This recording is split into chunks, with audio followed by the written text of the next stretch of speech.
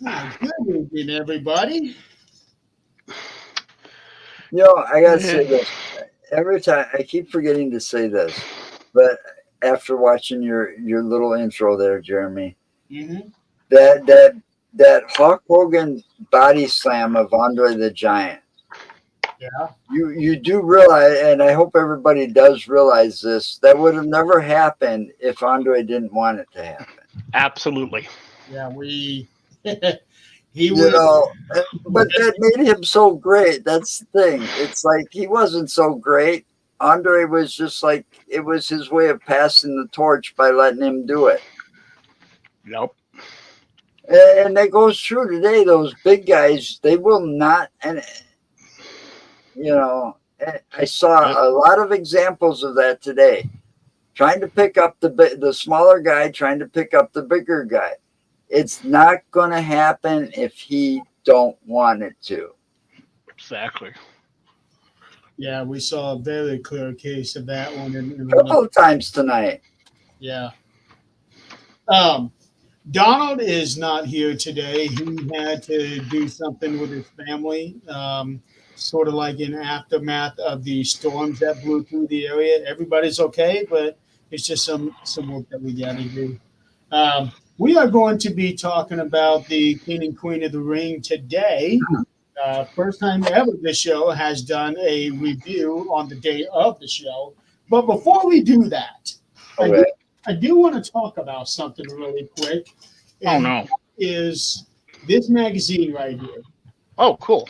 What magazine is that? It Really? Star? is Wrestling Star magazine.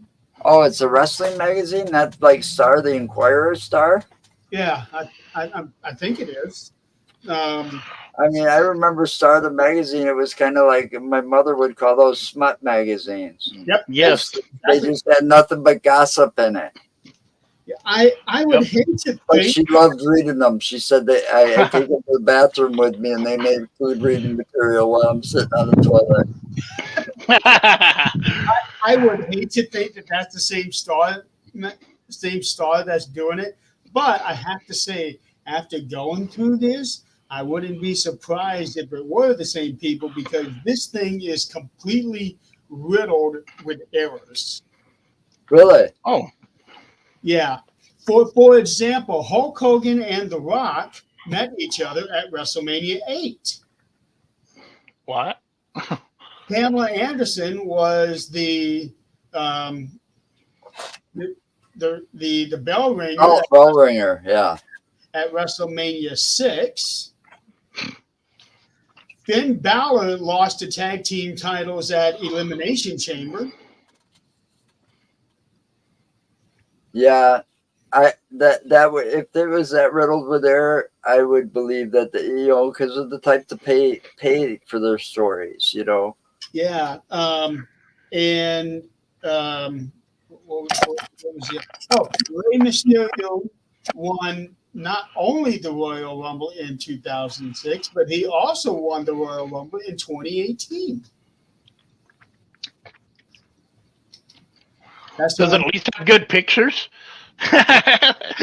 They got some good pictures here, and it's some of the stuff in here is just pure crap. I've never seen that magazine. That's interesting. Yeah, this actually came out about a month or so before WrestleMania did, and I just got around to reading it a couple weeks ago. Where'd you get it at? Walmart. Oh, okay. That might be why I avoid that place.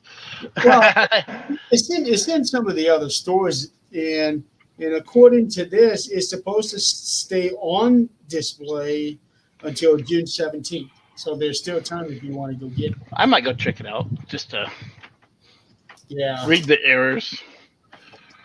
Yeah, I thought, okay, one or two errors I can see that, but I just rattled off 5 for you.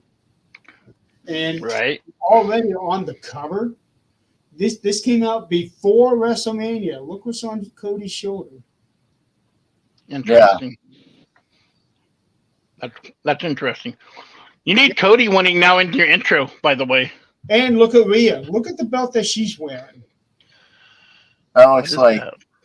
That's the Intercontinental I title. was just gonna say, it looks like the Intercontinental title. Yeah, When did she ever have that?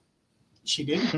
That's what I'm saying. I mean, as far as I know, there's only been one woman that's ever held a man's title, Yep. and Only that was China. hmm And I don't think she actually had it solo. I think it was the time that she co-held it with Chris Jericho. I don't think she ever actually had it by herself. I don't think. Yeah, she beat a man for it. She really did. Jarrett, wasn't it? I Jeff Jarrett? I don't know. It was the Intercontinental title.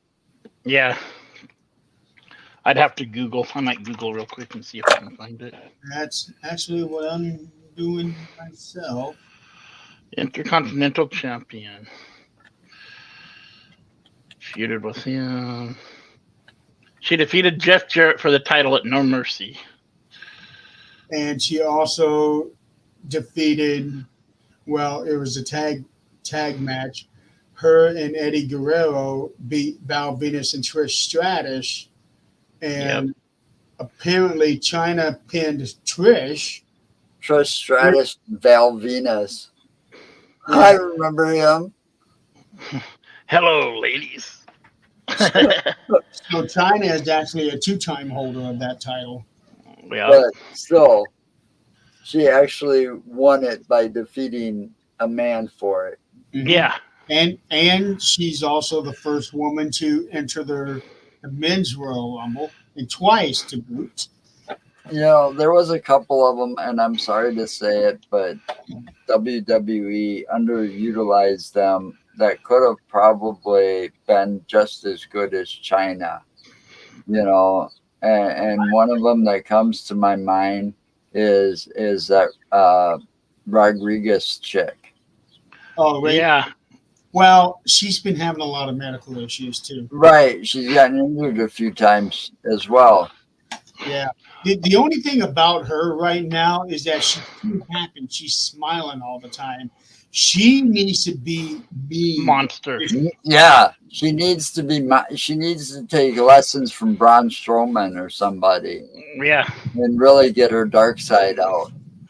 That I don't think that'll work out too well. They're exes now. Yeah. But still, I know. you know, she needs to get somebody to you know, because you know, take lessons from Nia Jax. You Somebody. know, You become the monster. she's Yeah. really she can really be aggressive when she wants to be. Yeah. You know, Actually, and throw I her think weight around, but she looked like she lost a lot of weight too. she would benefit from talking to Paul Heyman. Yeah, she Yeah. would. He would be the guy to really get her going. Yep, the genius behind a lot of greats. Yes. So anyway, weird setup that they had on Peacock for this, because they had a 7-hour block for this thing, and they had a 2-hour pre-show. Yeah, I missed that. Yeah, which I only ever seen on WrestleMania. So I'm really surprised that they did it for this one. Yeah, I missed that because I was out and about getting stuff.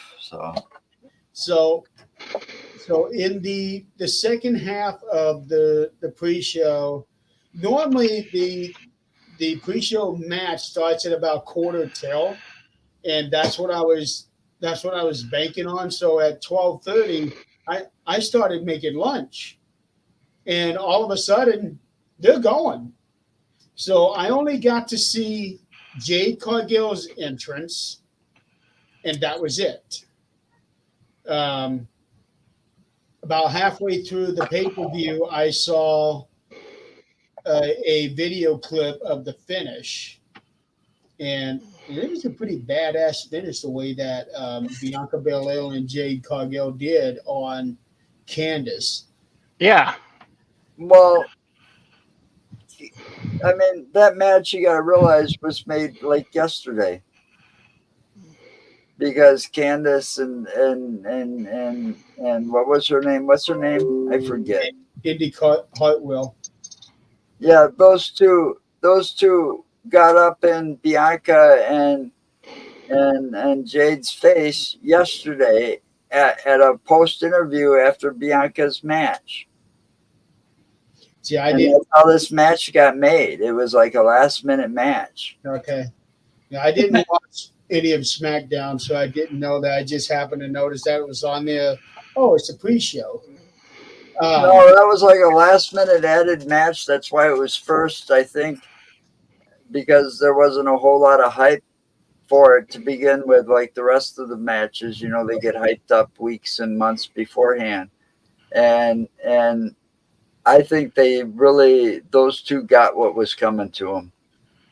You know, and I got to give props for Bianca to fight like that after fighting Nia Jax, you know, less than 24 hours beforehand, and getting that knee kind of re-injured. I saw the end of that match, and I saw how Nia did the sumo splash on Bianca. I'm thinking, holy cow, she just took every bit of air out of her lungs. Oh yeah, I mean, even though it looks like she's lost weight, she's still a big girl, a force to be reckoned with. Oh, Let's she's put it that way. A big girl, but damn, she can move. Yeah, she can go. Yeah, and I think she can move now. I think she's moving a lot better than she was, you know, when she looked like she had more weight to her. Yes, absolutely. And I like how they're really pushing her as, you know, a monster. But with Bianca Belair and Jade, I do have one complaint about this team. Is that every time they come out, they always come out separate. I think that'll change. That'll change eventually. They're a new tag team, Jeremy. Give it a break.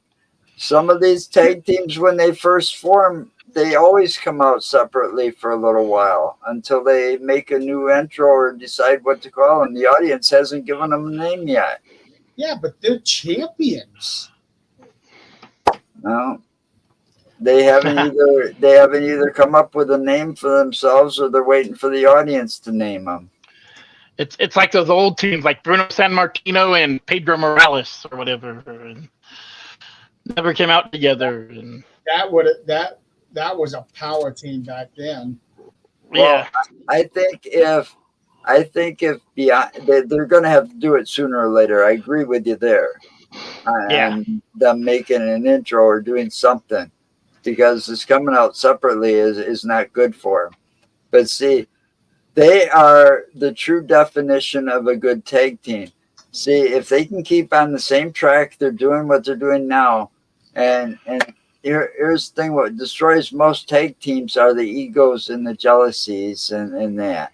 And if they can keep away from that and stay good friends and on the same page, they're going to hold on to them belts for a while. Well, we have seen so many times, not just in wrestling, but in life in general. When you get two alphas together, they're not going to last that long. Well, especially women. All right. And I don't mean to put put your show on the spot here, Jeremy. I don't mean to do that, but I've got experience with this. Okay. I lived and I didn't sleep with all of them, only one of them. But I lived with 3 women for a while.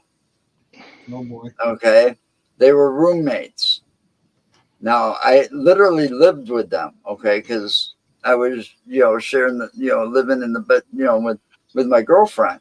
And oh my God, the 3 of them would butt heads often. Very often. And it's like, you get these females and they like to be such alphas. My brother married one. She thinks she knows it all, everything. You can have hardcore proof that that's not who you think it is in that movie. I mean, like, you can have the box cover and say his name's not there. This is the actor playing that person. No, that's wrong. That's misprinted. I'm not kidding. She was also the type that took over Thanksgiving dinner and took over my mom's kitchen. Ooh. You don't do that kind of stuff. No, you But don't. it happens. So you can't, especially if all 3 women like to cook, the fights happen in the kitchen a lot. And I'm thinking I should get out of here before they start reaching into the knife drawer. Get an episode of Unsolved Mysteries or something, huh? But I think that these 2 are meshing pretty good right now. And if they can stay that way, they can be a dominated force. Look at, there was another team I was hoping was really going to last because they would have totally dominated the women's division. But they couldn't get along. Their egos kept getting in the way of each other. Tamina and Nia. Oh. Cousins. Yeah, Something but like not that, only right? were they cousins. Yeah, they were cousins. But the thing is, those 2 would have been a hell of a force to try to beat in the women's division. Yeah. They could have stayed on the same page and set aside their egos. But their egos, and they kept trying to outdo each other and tag and they just tag themselves in. The person from the outside tags themselves in because I can do it better. And they kept trying to show each other up all the time. You can't do that. It happened every time Nia had a partner. Yeah. Every time Nia had a partner, she was partnering with Shayna Baszler. That sure didn't last very long, even though they were the champions and they were still going at it. Right. That's why most of those women don't, and then the men too. Sometimes their egos get in the way of each other. Mm-hmm. They should. Think of what that could have been, the female bloodline side of that. Tamina, Nia, Naomi. I already told you that whole bloodline story is far from over yet. We're due for absolutely. a bloodline civil war. Yeah. Absolutely. Yeah, we're definitely looking at something big for War Games. And I'm also surprised that the new Wyatt family didn't show up today because it was Bray Wyatt's birthday. So maybe Monday. I was expecting that, but nope, didn't happen. But we got another one of those codes. Cool. Oh, did we? Oh yeah. Yeah, there was another one of those codes, and right after the code, there was a face flash. Oh, okay, cool. I'll have to go back and find that. You're gonna have to watch that whole thing closely. Yeah. I can't remember exactly when it happened, but I was sitting here watching it pretty intently. Oh. I'll definitely have to. Making a note. Did not realize that his birthday was 2 days ago. Oh, it's 2 days ago. Yeah, born the 20th. Well, then it was an old post that I saw. Yeah. Either way, close. Either way. But they're gonna have to do it sometime. It's got to be getting close to them coming out. Well, Yeah. each new thing that pops up on the screen when you see what it is, it's like, okay, it's coming, it's coming. So they're really building up that anticipation. That's what she I've said. heard a rumor that they might unveil themselves at Clash of the Castle. Yeah, that's what I Why heard. then? I don't know. I don't know, but all I know is one of them. I mean, I know I don't know how they could have left him out, but I've got a feeling they brought him in early, and that's why he was already here. All right, and because there was interviews, massive interviews, while he was out on the injury list after Bray Wyatt died and stuff, especially real close to when they were talking about, the whole documentary thing came out and stuff. Braun Strowman was saying when he comes back, when he makes his comeback after his injuries and stuff was going to heal, he definitely wanted to do something to honor the memory of Bray Wyatt. Oh, absolutely. I don't see why. So I'm thinking he came in early and he's going to be joining them at some point Yeah. when they come in, or they might be coming one at a time. And then all of a sudden, they all got masks and the whole. But I saw fireflies. I saw people out there with fireflies in the audience. Oh man! Ever since that one with Jay back in France, yeah. I mean, it wasn't like France today, but still, they were there. They were there, and there were a couple of times where the audience was really into singing the intro, like they were singing Randy's intro. Yeah. They hit his intro harder than they did with Cody's. Right. Oh.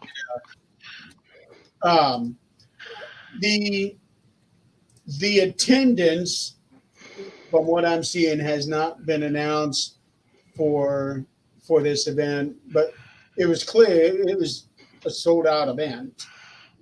Can I ask you? Did you watch that guy's little podcast type thing that was like immediately followed? No. It kind of went through the history of all the all the King and Queen of the Rings. I did see that. And you know what?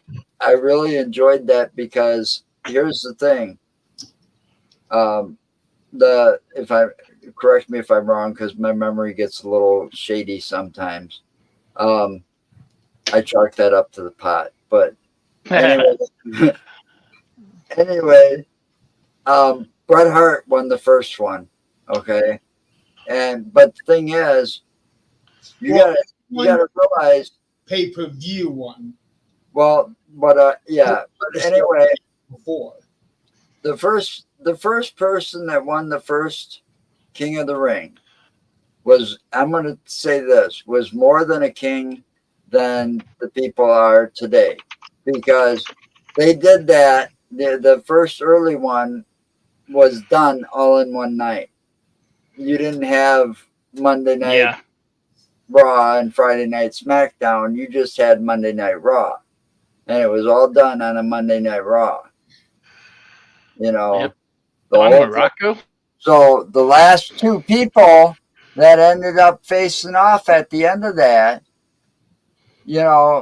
could have possibly, I can't remember how the bracket went because they showed the bracket and stuff, but one of them definitely had 4 fights just to get that last fight.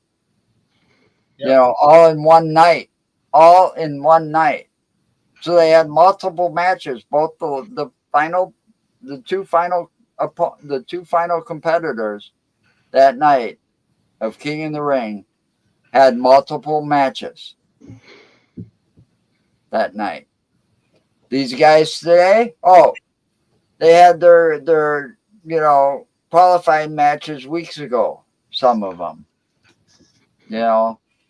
You know, the others, well, the final two being last night, they had their match prior, less than 24 hours prior to today's pay-per-view. Yeah, I would much prefer them have it all in one night instead of Thank you. out. Exactly. Yes, I agree. I was just So, looking at the first again, winners and stuff. So those people that were in those types of the King of the Rings where it was all in one night, those are the true kings of the rings. Yeah. Don Morocco, Harley Race, Randy Savage. I mean, those are your the true tough guys, because they had to go through multiple matches to get there and win. Right. Ted DiBiase, Tito Santana. So I was just reading. And then Bret Hart won it twice, and then it started becoming multiple nights after that. Tito, I used to remember he did that arena. Yeah, well, he reminded me of Speedy Gonzalez. But I loved watching him wrestle because I always liked the high flyers, the ones that can really do some amazing shit off the ropes. You know, I can still remember watching the first King of the Ring pay-per-view, and it was so new, so fresh, because for years all you had was just the Rumble, Mania, SummerSlam, Survivor Series. Now all of a sudden you got King of the Ring, and it fills in that nice little gap there to where it's either 2 or 3 months in between each pay-per-view, which was perfect. A good I got one almost every month. now it's getting Yeah, like I said, now you've got almost every month. no, it's every 3 weeks now. It seems Yeah. like. Because we're only 3 weeks Oh, away. wait. Yeah, right. I remember them saying that 3 weeks away from Backlash. And then 3 weeks later is Money in the Bank. 3 weeks after that, SummerSlam. Oh wow. Yeah, they're really filling up. They're really filling up the calendar. And Eventually, SummerSlam is going to 2 nights now. Yeah, see, but see, they're making more money at the doors, but that's going to change now too, hopefully. So we'll see how that whole lawsuit thing goes with Ticketmaster. Yeah. yeah, Hopefully, it'll change the prices and make them go down. I'd like to see the Rumble go to 2 nights. Have 4 matches, and then 1 Rumble, and then 4 more matches in the next Rumble. Okay. I was thinking about that last night. And I was like, how would you do that? You'd have to have the Rumble's main event. Well, with all these pay-per-view, well, I still call them pay-per-views, but with Me all too. these Me too. with all these pay-per-view events that they've got now, at least, and I'm hoping that somewhere along the line, Triple H gets a fucking brain. I mean, I like the guy and all, but the whole thing upsets me, and I know it was Vincent's fault because the way he treated women, obviously. But I still think the women deserve an Intercontinental and a U.S. title. I would just go with 1, because on the main roster they don't have that many. When you But look, they could have, if they could. they've got enough room for it. Yes, they do. That's what I'm saying. They've got enough room for it, and they've got enough women if they do it right, because them women in NXT, they're fabulous. I've watched it. I don't watch NXT too often, but when I do, I see some of them women on there, and I can't remember the names, but holy shit. I know the They one are impressive. getting a lot of attention. Her name is Sol Luca, and she does Her finisher. she does a variation of the RKO. The Soul Snatcher. No, SOL. So Yeah. But Yeah. See, they can do it. I mean, even if they have to put like the Intercontinental or US title over there on NXT for a while just to get it done, they can do it. well, right now, The money, they can do it. American Championship for the women there. and next NXT, yeah. They've got enough women on their rosters combined to be able to fill those 2 belts pretty easily. Yeah. I think it was a mistake that they merged the NXT tag titles with the women's title. I think that was a mistake. They should have just left them alone. Yeah, they're not giving the women the credit they should. Yeah. You know, and you know, they fought so hard to get this far, and Vince McMahon was really a big barrier of it all. You know, because he if he had his ways, he'd still have the bra and panty matches and them wrestling in a pool of pudding and stuff. Yes, And, no, I'm just kidding. I'm just kidding. and there only being a Divas belt. That's it. Remember that way back when it was just a Divas belt and they had all those types of matches? That purple butterfly thing or whatever Yeah. it was. Yep. And all these matches lasted all of 2 minutes or 3 minutes. But Yeah. you know how degrading that belt was to them women because of They what said they so went too. through to get there. You know, Lita was one of them, and you know that held that belt and stuff back in the day. It took them a long time to just get a woman's title. Yep. Hopefully, it'll eventually lead to another Evolution pay-per-view. Yeah, that would be cool as hell too. Yeah. Because I thought they when they did it the first time, I thought they did well with it. Yeah, I think it would be cool if they did like I don't know if they could contracts blah blah blah, but like a Forbidden Door women's paper, like have Jordan Grace back and Willow and whoever in AEW and all that, have them all come in for. well, if those people, that ain't going to happen yet until the heads of AEW and the heads of WWE can get along and compromise. Right, yeah, I don't see that happening and anytime. that ain't gonna happen. Right now, you got one side saying, "Oh, I'm willing to compromise," but they aren't, and the other side saying the same shit. So Right. you don't know who's the one that's not, but obviously one of them's not willing. But obviously they can do some stuff with TNA, so you can bring the TNA women anyway. Oh yeah, they do have a working partnership with them, Yeah. and I also think it would be cool, not just because otherwise you just see the same girls over and over, and Right. it kind of gets a little boring. and on top of that, they also got Booker T's wrestling. Yeah, that's true. Yeah, so they can work with that as well. Well, Yeah, that's just it. They should. I think one of these days they should do that. Bring in those two titles for women and have an all women's pay-per-view. And Exactly. have like a huge tournament for those two titles. Separate One night. tournaments, of course, but all in one night and one pay-per-view. Having said that, now if they're going to be But see, then you got the tag titles and the separate women's titles that you could put on the line on that pay-per-view as separate events. Well, take the Rumble. If they move that to 2 nights, night 1 can be all women.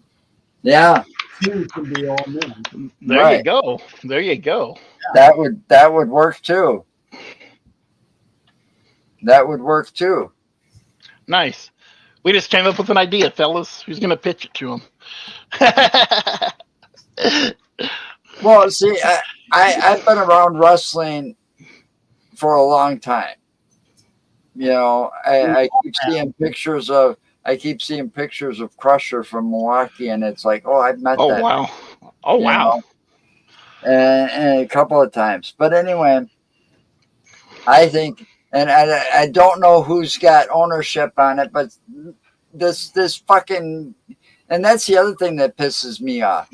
The Rock immediately gets part of TKO and all of this, and all of a sudden he's trademarking this name and trademarking that name and copywriting this name and I think they should put a stop to that, because these wrestlers should be able to use the names that they're well known by wherever they go. Second, I don't know who's got it, and I don't think there should be a trademark on it or not, but they need to come up, that 24-hour title, that was a fucking joke. Yeah. It was, and the look of the title wasn't. If you wanted to, it looked more like a record to me. like an award for like a platinum record. Here's your platinum record. You know, this Nice. Very much like the original world title that Hulk Hogan won when he won it the first time. Yeah. That's what it looked like. There you go. The Yeah. green strap, you But- got the red circle. I think if they wanted to be smart and have something hard to hold on to or whatever, or to get, they should have brought back the TV title with the TV title stipulations. The 10-minute time limit or whatever. Yeah, well, the match can go over 10 minutes, but you have to win that. If you're going to win the title, you got to win it within that first 10 minutes of the match. Yeah. The only problem with being able to do something like that is just the wrestling alone. They only have like 50 minutes filling in a 3-hour time slot of wrestling. All the other time goes towards all the in-ring promos and the backstage stuff. Well, they need to cut some of that. That's the other thing.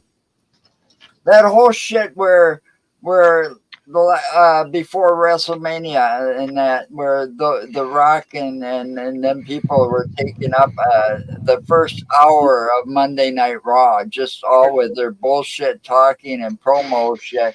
That's got to stop too. I agree. Yeah. Because I come out to a wrestling show, I want to watch wrestling. Yeah, I want to watch a lot of wrestling. You know, Yeah. I mean, they should go back to the old days where this guy's talking to Mean Gene in the back or whatever for like maybe 5 minutes max, bitching about whoever his feud is with that month. Yep. You know?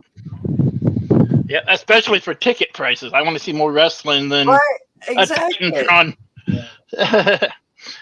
I do And half the time you can't hear the Titantron at these damn events. At least at Pepsi Center, you can't hear them, so you don't even know what's going on. You just see Yeah, it's whoever like, Rock. You see Rock, and he's like, I want to see this guy beat the shit out of this guy and make an example of him because he pisses me off. right. You know? It's enough with the fucking drama, especially on the pay-per-views. When it gets closer to them, those little promos don't have to get longer. You don't have to take over the show and hijack it for an hour just because you're president of TKO. Right. So totally off subject here, Joe. Well, kind of on it. Would you rather see like the matches where they always have like stars against stars, or would you rather go back to where it was like Rock versus this guy from the local 7-Eleven, and you know he's going to kick his ass? Nah, I'd rather see this. You know, I've always watched it. You know, I know what you're saying. The nobodies. Yeah. You know, where they used to just. You know, I those few matches were a joke because they didn't last too long. Right. You know, Right. It's like, you know, the bigger guy and the star really didn't have to break a sweat to beat this little no-name. Right. Exactly. You know. Yeah. Yeah. I just remember those were the matches I started on, and it was like, that's like when the rising up star would beat like whoever again and be like, oh, he's a new guy. He's a new guy. Hot damn. Well, these guys were just those no-name pucks or smucks.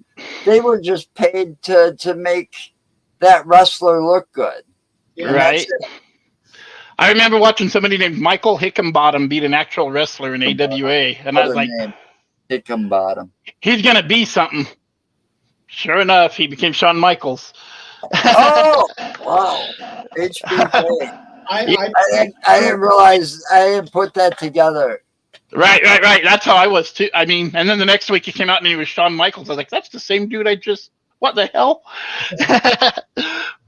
Well, I remember thinking the same thing of Eddie Guerrero. The first time that I saw him back in '95, I looked at him and the moves that this guy is going to be big. And sure enough, when he made the switch to WWE, oh, he exploded. He was on the rise. Well, yeah, and nowadays he's known as the world's greatest intercontinental champion. I think he's number one on that list. I think so. As if not who held it the longest, but the top 10 greatest intercontinental champions of all time. Yeah. He's on top of that list by most people. Prestige matches. he just Lane. had this. The low rider. doing things of faking people out, lying, cheating, and stealing. Well, that was all part of his thing, though. His lying and cheating. He lying. He would slam the chairs on I the love the chair thing. floor and then toss it to the guy and then fall back. I Yeah, sent you that video a couple of weeks ago. the Those guys were doing it. that guy would get disqualified, Yep. and he was no slouch. He was pretty smart. It You was. know? I mean, him and Rey Mysterio made a hell of a team for a long time. You know, they were pretty Yep. close. All right, let's get to the pay-per-view since we're already Okay, yeah, we're getting off track. sorry. Liv Okay. and Becky. So the first match was Becky Lynch and Liv Morgan. Now I have to say, right before they got done with the pre-show, they showed Becky backstage and she was wearing the suit. I'm thinking, wait a minute, Becky's supposed to be wrestling. Why is she wearing the suit? That was an odd looking. It was. Yeah, it was an odd looking thing, but you got to realize the women have to keep fully covered in Saudi Arabia, for one. Yeah, but I And never, if you looked at most of those other women, they were wearing their full body vinyl or leather and shit. And if it was like hotter than hell outside, you know, that was an outdoor stadium, if I'm not mistaken. And at one point, even later, they showed it was 90 degrees. That was later towards the end of the night or towards the end of the day, whatever. So it must have been a lot hotter. The material that she had on looked like it could breathe. But I'm thinking, how the hell is she going to wrestle in that? Yeah, exactly. okay, the Jeddah Superdome, that is an enclosed. Okay. The enclosed. They said that it was 75 degrees in there, but 94, Outside. 96 outside. But still, the wrestlers again, because last year, if I'm not mistaken, it wasn't last year or the year before, they were out in Saudi Arabia one year for a pay-per-view, and one of the wrestlers passed out after the match or during the match from dehydration. Yeah. That wouldn't surprise me. I swear it was last year, or the year before, or whatever. But they were in Saudi Arabia for pay-per-view. Well, And they took it. And if I'm not mistaken, it was a woman because they have to keep fully covered. Yeah. And they did a good job with Elimination Chamber this year because they had fans blowing down into the ring. Right. Because it was winter time for us, but over there, they're right smack in the middle of summer. right, and see, so like I'm saying, they were complaining. I was listening to the announcers, and they were complaining how they were saying that how the wrestlers were complaining, especially the women, how hot it was there.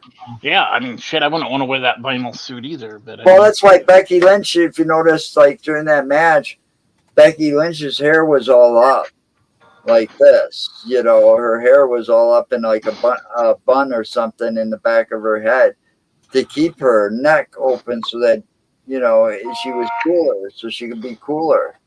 absolutely.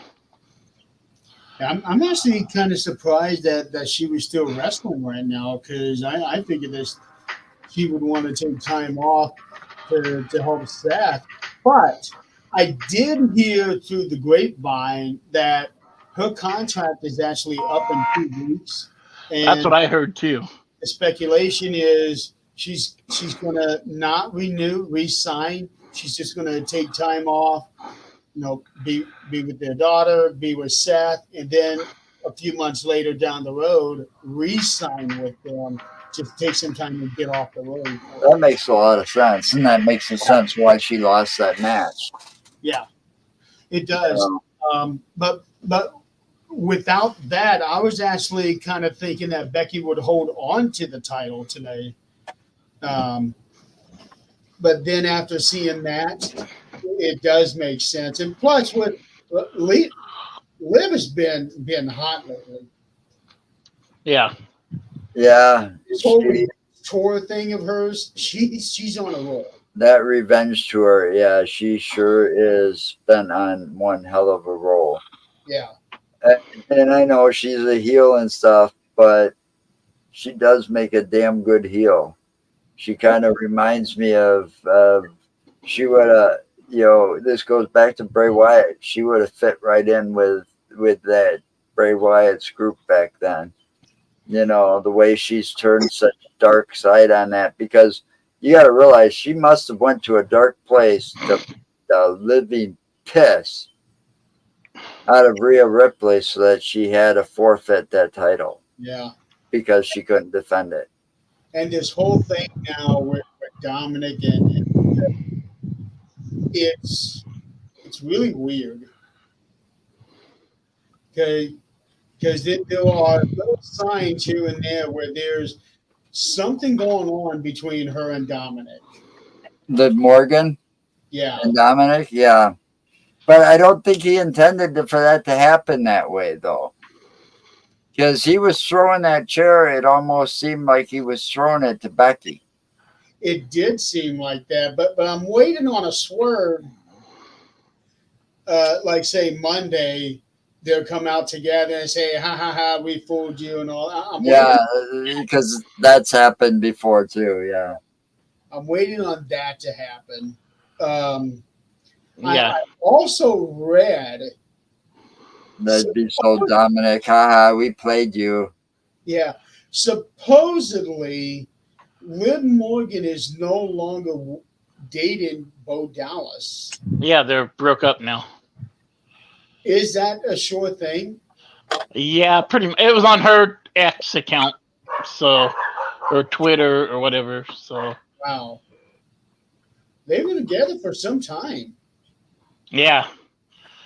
Well, She don't like Uncle Howdy. What can I say? Uncle Howdy wasn't doing it for her anymore. either way, or maybe he. Now that he's coming back, that made it Hold on. a little awkward for them. But Jeremy, do you Hold believe? Maybe something happened between Bo Dallas and Alexa Bliss. Yeah, that could be too. Because not Alexa Bliss.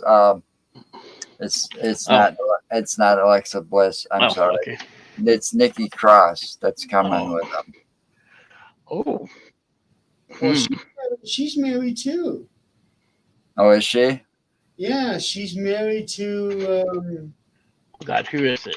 It's hard to keep track of all of them that are married. I mean, every time I see what's his name, I keep thinking I remember who his wife is, and it's like I wonder why she's not around. Oh, that's right, she's over there in AEW. Killian Dane. I just found it. Had to look it up. Killian Dane. Oh, yeah, he was with Eric Young, Sanity. Oh, there you go. There you go. Yeah. Anyway, Nikki Cross is the one that's coming with the Bray Wyatt family. She's the one that would fit in much better than Liv would. Well, yeah, I mean, I really loved her more when she first appeared on WWE, and she used to do that Nikki Wanna Play, and the way she was kind of like escaped from an insane asylum. Yeah. I really loved that side of Nikki Cross. Yes. And then somewhere along the line, it's like, oh my God, what the fuck? Became this almost superhero. Yeah, and it's like, come on, Nikki, let's hear it. Nikki Wanna Play. I mean, I love that side of her. But almost a superhero was her idea, though. I know, but it didn't work very well. It didn't work. It didn't work I think for they me. moved it too quick. I wonder if they did that so that they could be able to do something with her and Molly Holly, because oh yeah, Molly Holly used to do that kind of thing too, Yeah, like Cape and all of that. the Rumble, and those two went at it. Yeah, Before Molly even got into it. Yep, exactly. With the hurricane and shit and superhero in training. But all told, I am glad that Liv Morgan does have the title because she has more than earned it. last year she spent over an hour in the Rumble. Yeah, she did. And she has just been on a tear, not just here in these I last just think weeks, but I don't. years. I think it was kind of crappy the way she went about getting here, but I don't know if it was scripted that way or if she really, we don't know if it was a real injury or if it was scripted that way so that Rhea could get much needed surgery, because they do that. From what it was said, the actual injury was a freak accident from that backstage brawl. No. But, But it was an accident. that whole thing, it really took her character being her revenge tour, took her to like a whole new level of like a real dark side of her. It did. Really haven't seen before. And This way, Liv ended that long reign of Rhea Ripley. She is also the only person to pin or submit Ronda Rousey twice. yeah. So Liv Morgan, of all people, not Becky Lynch, not Charlotte Flair. now we got to see what she's going to do with it from here. Yeah, that's what I'm curious about. Well, Her title reigns seem kind of bland to me. Getting there is always awesome, but Becky Lynch unfortunately makes some poor choices. I'm sorry, but she's always been my favorite ever since she appeared. fair. Okay, and I was really hoping for her to retain. I was too, actually. I was really disappointed when she lost the title, but again, it was pretty hot there for them women that aren't used to wrestling in full body attire like that. You could see it on Liv a lot. And I wasn't surprised either because, like Jeremy said, her contract was up. I knew about that in the back of my mind too. But with Seth being injured and recovering from all of that, and who knows if he's going to go in for back surgery or not. he really should. She's gonna want to be home with him, spending time with him, enjoying life, and taking a little break from it all. Yep. She's accomplished a lot. I mean, she was the first one to hold both women's titles. Becky 2 belts. Yep. I mean, like I said, I'm a big fan of Becky's. Unfortunately, she married Seth Rollins. That wasn't her smartest decision in my eyes, but yeah, she should have married Joe. Everyone knows that. Yeah.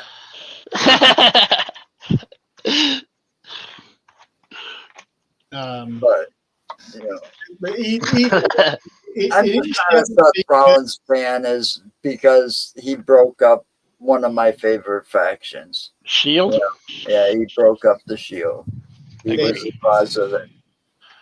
Those guys, they were just not ready. Roman certainly did not want to do that. And he did not want to be the good guy either. He wanted to stay a bad guy. Well, I also knew Roman was out of those three. I was saying he was always the glue that held them together. Mm-hmm.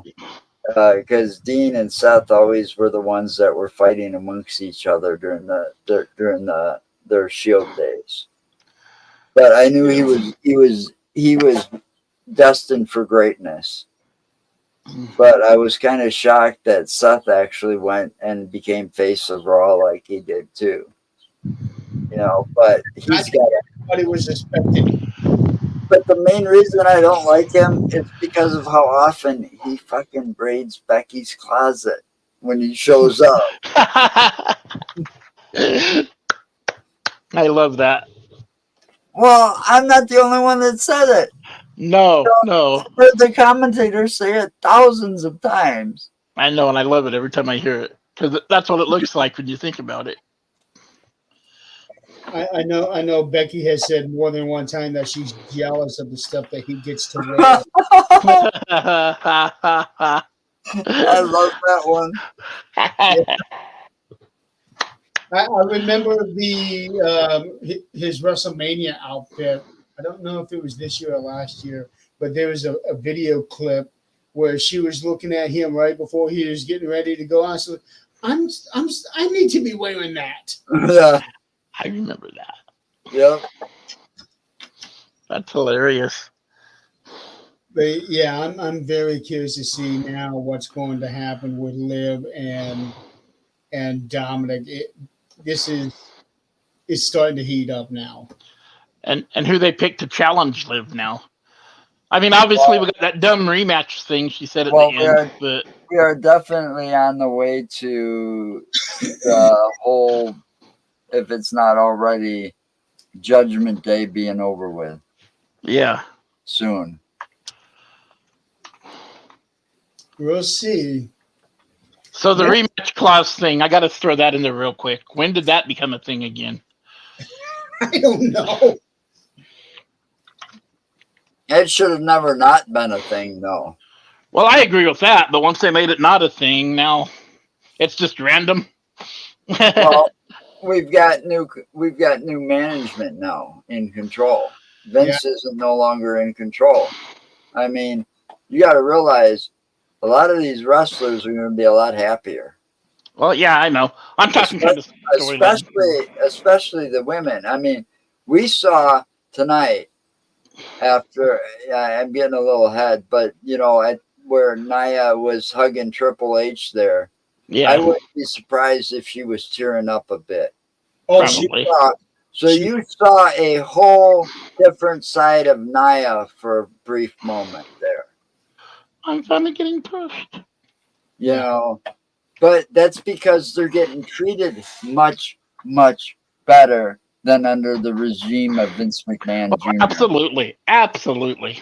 Well, that's because Vince was, even though a lot of them said that at the time Vince was one of the boys back in the 80s and 90s, he really wasn't, because he wasn't a wrestler like they were. He was the boss. Triple H was. Well, and I always thought that whole thing about him, that really, the other thing that pissed me off, I know it was funny and people got a kick out of it, but when he'd sit there and it's either your job or you kiss my ass, and he literally pulled down his pants in the middle of the ring, and I don't know how many wrestlers he made kiss his ass.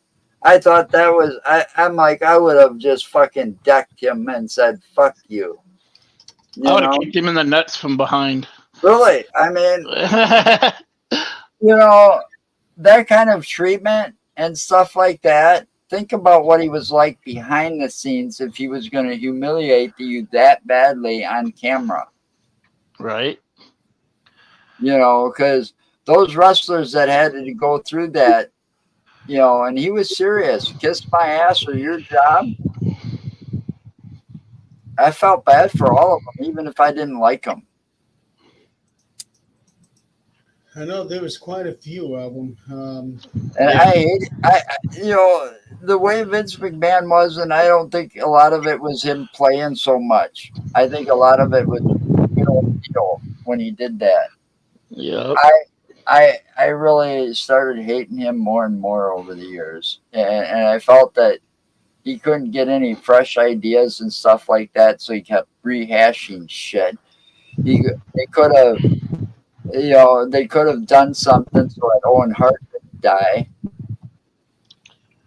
You know, I mean, making him fly down that ceiling and stuff like that, down that zip cord to the ring, and not, you know, all about the money and the ratings.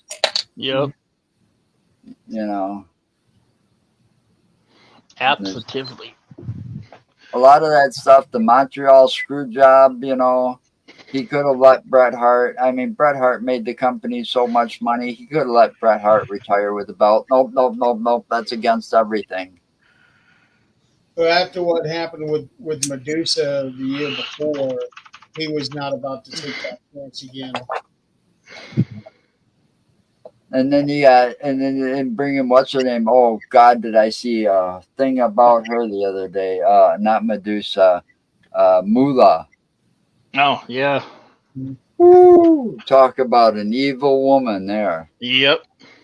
I didn't know anything about her until all this backlash when they named that battle royal after her for the WrestleMania, and then they never did the battle royal for women since. I tend to watch. Something that's called Dark Side of the Ring. That's so good. You know, and they did a whole thing on Moolah, and oh my God, I couldn't believe some of the things that those women went through. Yeah, I know. Have you ever watched those, Jeremy? No, I have not. They're good watches. Well, I know that there was a couple full episodes on YouTube. One was about the Sandman. Yeah. That was a good one. I watched Brody. Brody was the first one I watched since I've actually met him, and then Brody is kinda went from one there. that I would definitely like to watch because that I had heard so much about him, and it makes me wonder why did they not bring him to the WWF, because he could have been the perfect. because he was on his own. You tell him you're going to go lose to Hulk Hogan, he'd be like, "Fuck no, I'm not. We'll draw, we'll do something, but I'm not going to lose to him." Yeah. He was his own man, so it's kind of hard to explain, but Yeah, well, that would Hogan, have been quite the attraction because everybody knew Bruiser. yeah, he was Yeah. very smart too, very well, smart. after watching one of all that stuff I see on Vice about wrestling and stuff like that, I lost a lot of respect for Hogan. Yeah. Yeah, there's a lot of good stories flying out there about him. But anyway, so Becky lost that match, unfortunately. Yeah. All right, let's move on to the next match, the triple threat match for the Intercontinental title. I wanted Bronson to win, even though I know he wasn't going to. I'll be honest, sir. I was fully expecting Sammy to win. He was a good. I like him for a big guy. I mean, Bronson can fucking move. Yeah, for a big guy. Moonsault. Yeah, I know. He can move. Like I'd say, for a big guy, he's got some moves. That guy is no slouch when it comes to being a big guy. And then Chad Gable, that German super, him while he was holding on to Sammy. Yeah, that match was something else to watch. It was. You know, I'm not a big Chad Gable fan because everything he's done and does is robbed from Kurt Angle. Because it's everything Kurt Angle did years prior. You know, from the ankle lock to the, you know, the whole chants and now the fans, you know, saying you suck, you suck. They did that to Angle back in the day. Yeah, oh man, that was real loud today when he came out. But I honestly don't remember him coming out to the "You Suck" chant before. I think it just started. I hadn't heard it before either, but I've missed the last couple wrestling things. Well, I think it's just started. I'm okay with him having the "You Suck" chant. I just can't stand that shoes thing he does all the time. Yeah, well, that's all from Kurt Angle. That it was? Yeah, all that stuff was robbed from Kurt Angle. He can't develop his own character. He stole from the person that trained him. And it pisses me off every time I see the little bastard. He can't get his own identity. He's got to steal somebody else's little identity. I didn't want to see him win because he got his chance and he failed. And I agree with that too. You know, so he shouldn't have even been in this triple threat match to begin with. No. I think it works out well because with him chasing the IC title is also tied in very heavily with how he is abusing the members of his academy. Well, yeah. Yeah. I want I can't wait to the day that Otis snaps on him. I thought Right? we were going to do that today. Yeah, I thought so too, because So Otis, close. I remember when Otis was part of that, what were they called? Heavy Machinery? Every machine with Tucker. Stakes and weights. Right. Stakes and weights. Ever since then, he needed some guidance. He wasn't a fully developed wrestler yet. Okay. But when he got that guidance from Chad Gable, I'll give Chad Gable this much credit. He did really help Otis's wrestling skills. But now he's holding Otis back because Otis could be one hell of a wrestler on his own. Right. Otis did have a nice run right before he joined the academy when he was doing that whole Right. Mandy Rose. Yeah. And Mandy Rose was disappointed that there was never a big payoff for that one. Yeah, Right. I hope that when he leaves, because it's coming because you can only push that big man so much. Oh yeah, well, him and also the way that he's been treating Maxine. Yeah, As Yeah. that's what I was going to say. yeah. I think Maxine and Otis should just part ways with him and all that. Otis and Maxine go on their own, and I could see Otis going a long way with her in his corner. Yep. They'll also take Tozawa with them too. So Yeah. I'm sure, and Tozawa's, he's kind of a joke, but he's got some skills if he can stay focused. He does. Yeah. They just don't utilize him well. No, they don't. It's not his fault. It's WWE's fault. Yeah, it is. Yeah. And Otis started his training in Colorado, so I always kind of have a soft spot for him. Well, I liked him. I thought Yeah. I thought he would. I didn't like his partner back when he was in Heavy Machinery so much. I mean, yeah, he was a better partner than Chad Gable because he treated Otis. He treated Otis better, but when you looked at the two, I always thought that Tucker would be the one to be the breakout star. I did too. And now he's gone, and we got Otis. But okay, Otis is a big boy. He don't move like it though sometimes. no, he don't. And see his whole character about being that sweet, nice gentleman type guy. That is probably his real persona, and with that, I'm guessing there's morals, and that's why he couldn't do what Chad Gable was asking today. I did read some articles about him. He actually is a shy person in real life. Yeah. Well, I can see that. Think about it. If you were that much of a big boy when you were a kid in school, think about teasing and stuff you got. Actually, I don't think he was a big boy because I remember seeing a picture of him in his early years. Either way, I like him. I just don't. I feel bad for him because Chad Gable's holding him back. He could be something. I mean, there was a lot of famous big guys. Look at Bam Bam Bigelow, King Kong Bundy, Andre. I mean, obviously Andre's a weird exception, but Vader. Yeah, Vader's another good example. I forgot about Big Bad Vader. And these guys are genuinely nice because if you met Vader, he was actually a really nice guy to meet. Mm-hmm. Yeah, he was. Earthquake was also a very, very good person. Gentle Giants. Yep. And he moved faster than any of those guys that I've ever seen.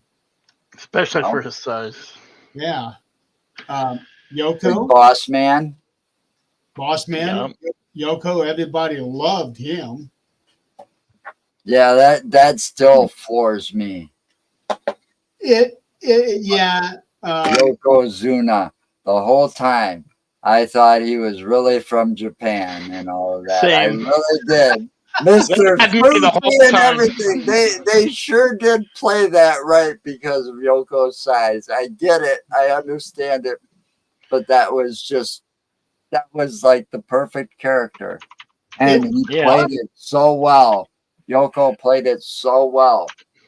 I You think know, people of Japan believed it. I think everybody believed it. You know, they had you believing that he couldn't even speak English. Yeah. And that son of a bitch was fluent in English the whole fucking time. Yep. Well, that was his main language. Right. So, I mean, when he'd sit there and whisper to Fuji, you know, it was probably, I mean, he probably could, I bet he didn't even speak a word of Japanese. Probably not. But here's the thing. In 92, I remember seeing this video when the Head Shrinkers made their debut in like August or September of 92. Vince was doing the commentating.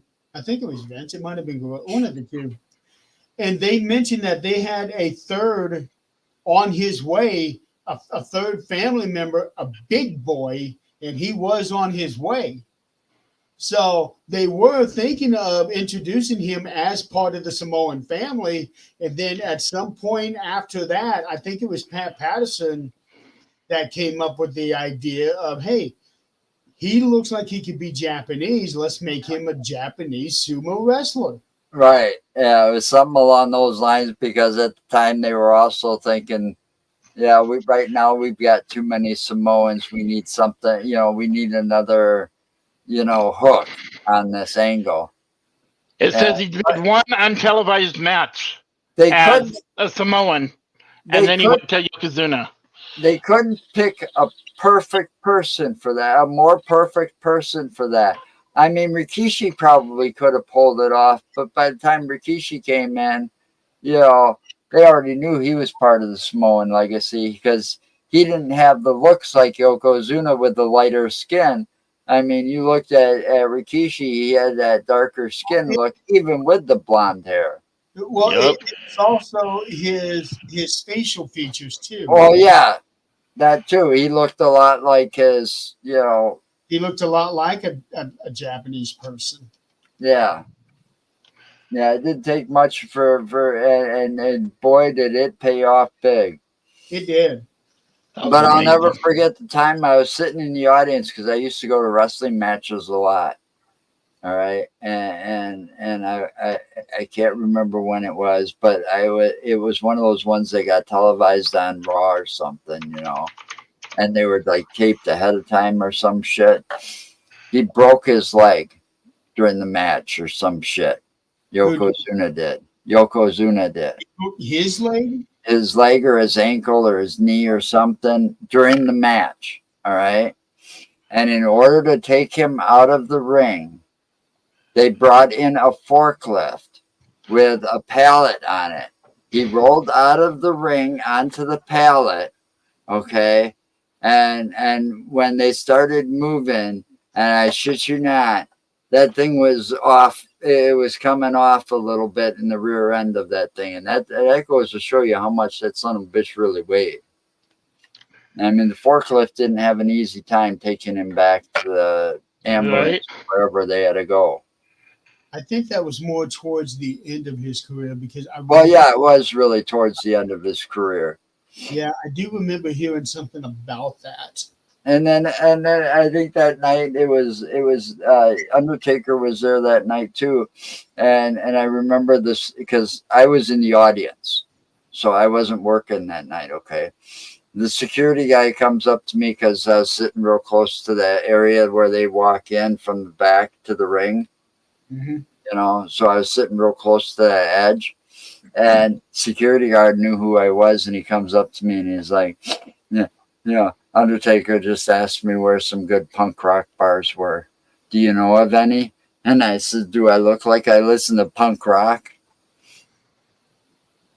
You know, and it's like, you know, yeah, okay.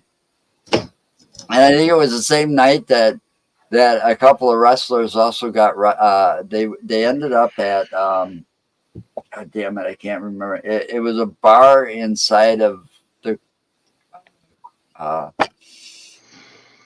Crown Royal Hotel or whatever it's called.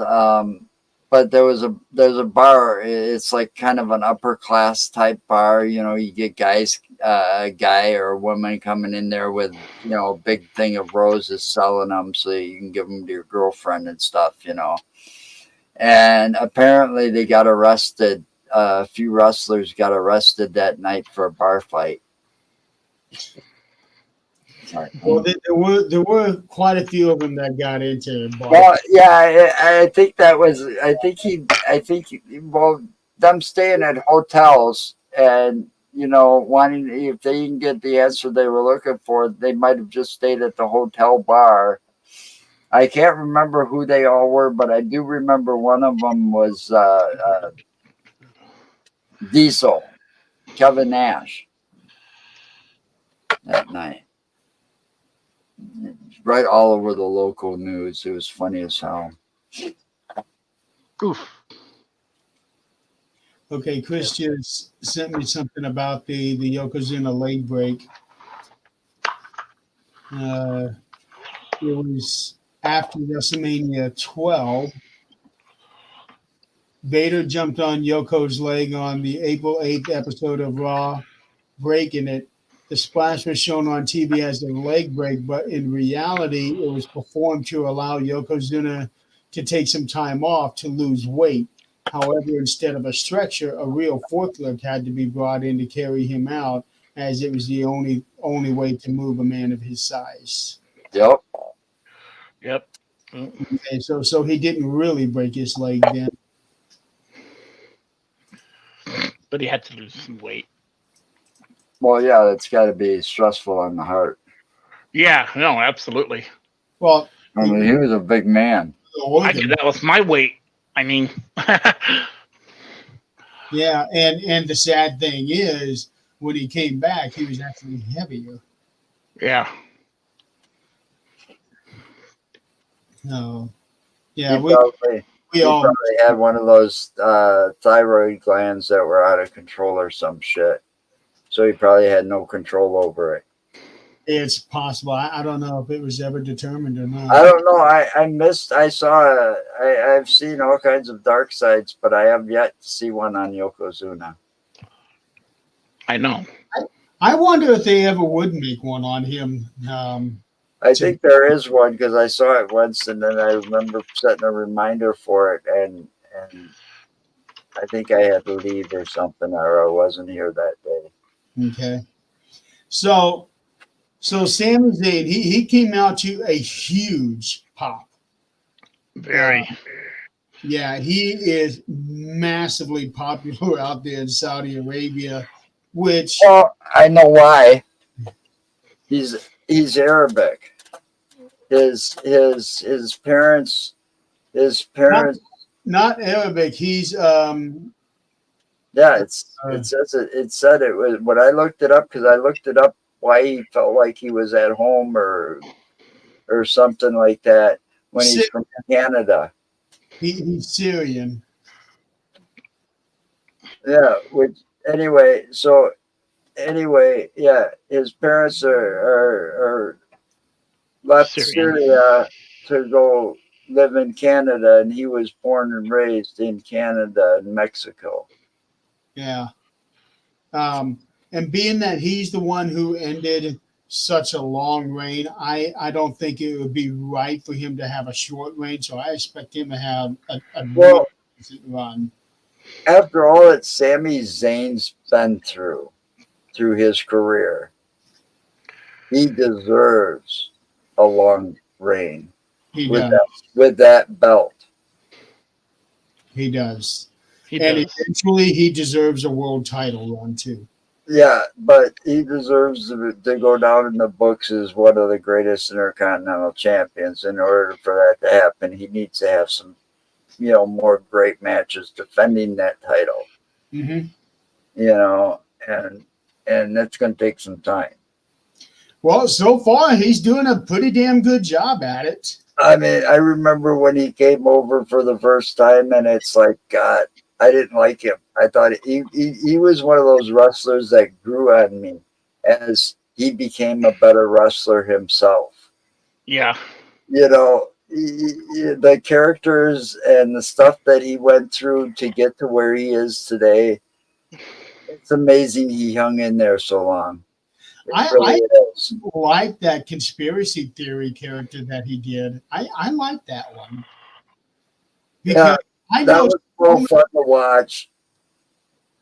I know so many people that are like that in the way that he did it. It was so funny. What I especially liked, I don't know if this was just an off the cuff thing that he did or if they approved it in the back when he actually mentioned AEW on Monday Night Raw. Yeah.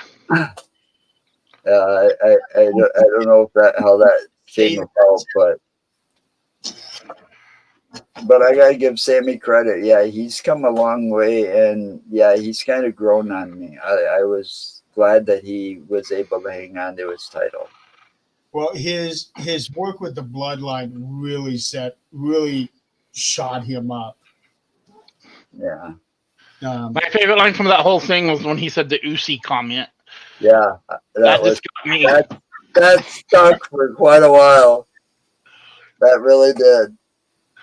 And I think that really gave him a boost of confidence once that stuck with the crowd too. I think when Roman comes back all pissed off, Sammy ought to pop up and say, "Are you not feeling Usi today?" Just that was fucking funny.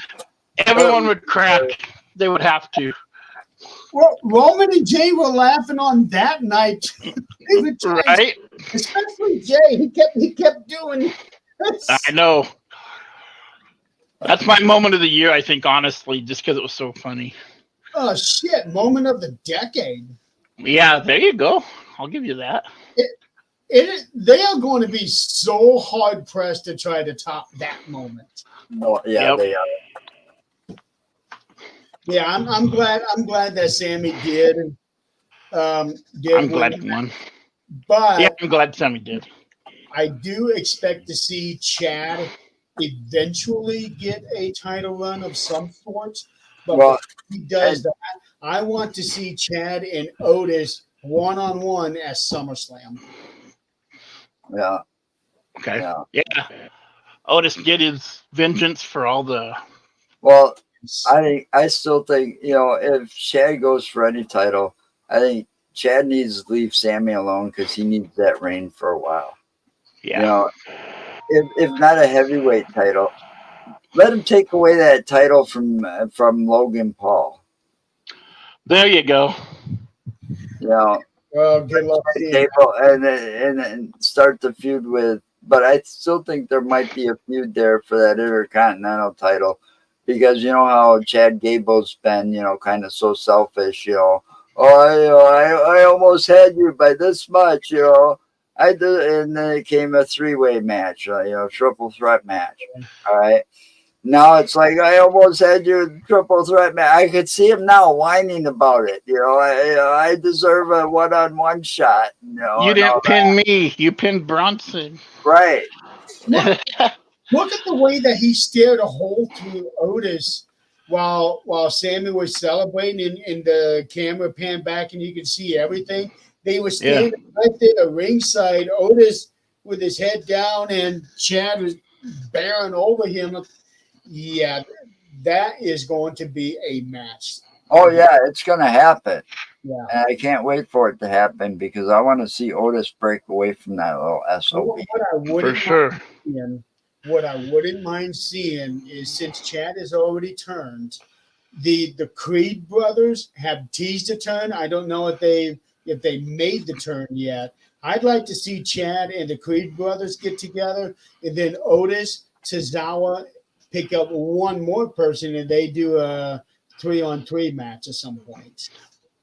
Right. I've heard that about the Creed brothers joining him. I read that somewhere the other day. Yeah, it's suspected. I don't know.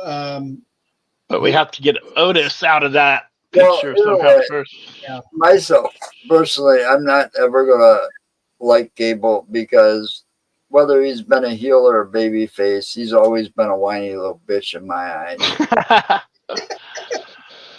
I like him with Jason Jordan a lot. I like them as a tag team. They were a good team. You know, It's a shame what happened to Jason, though. Yeah. He had so many years left Yeah. if he had not have gotten hurt. yeah, That was some Kurt of Angle's son. So that's part of the industry, though. That's what happens. But he is a very successful producer backstage, and backstage. I forget what match it was, but it's supposed to have been one of the best matches on pay per view. I forget which one it was, and it was revealed that he was the one that produced that. Wow. And so he Yeah. got a lot of praise. Yep.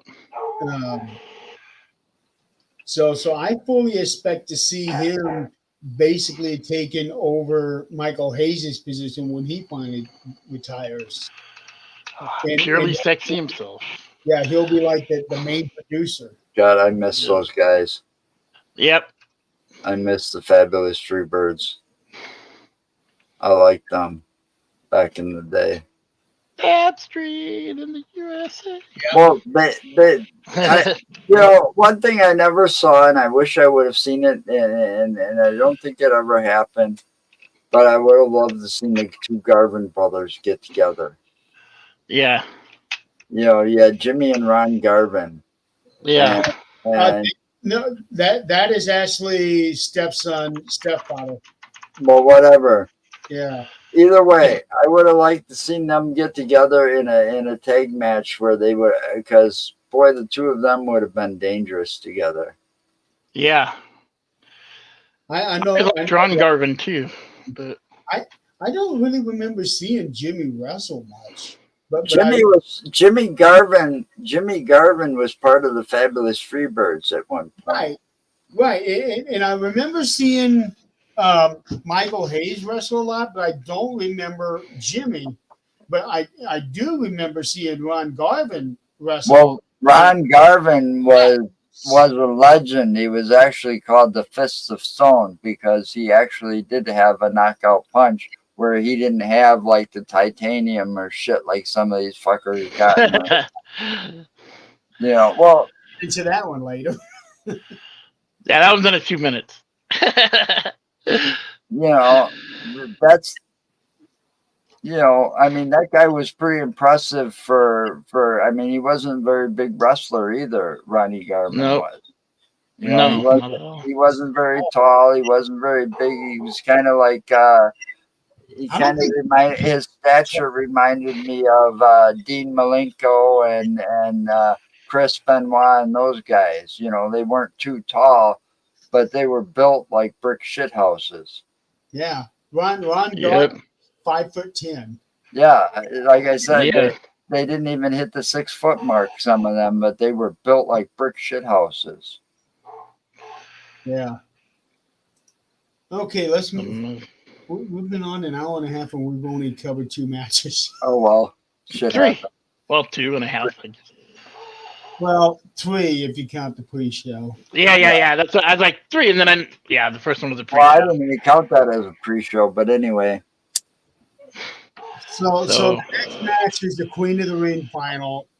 Nia Jax, Lyra Valkyria. I liked her. I loved too. her entrance. I really liked her entrance. That was badass. I love that. That was badass. Michael Cole was even explaining the whole Raven thing. Yeah. Yeah. That made it even better. Yeah, it did. It did. I agree. It was cool before that, but then when he said it, I was like, that's badass. Okay, now I understand. So already she just came onto the scene a month ago on Raw.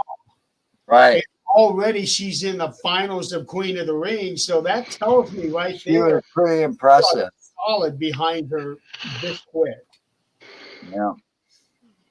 But I gotta admit, she made the mistake, like I said many times over. I said it at the top of this hour, you know, or last hour, who knows.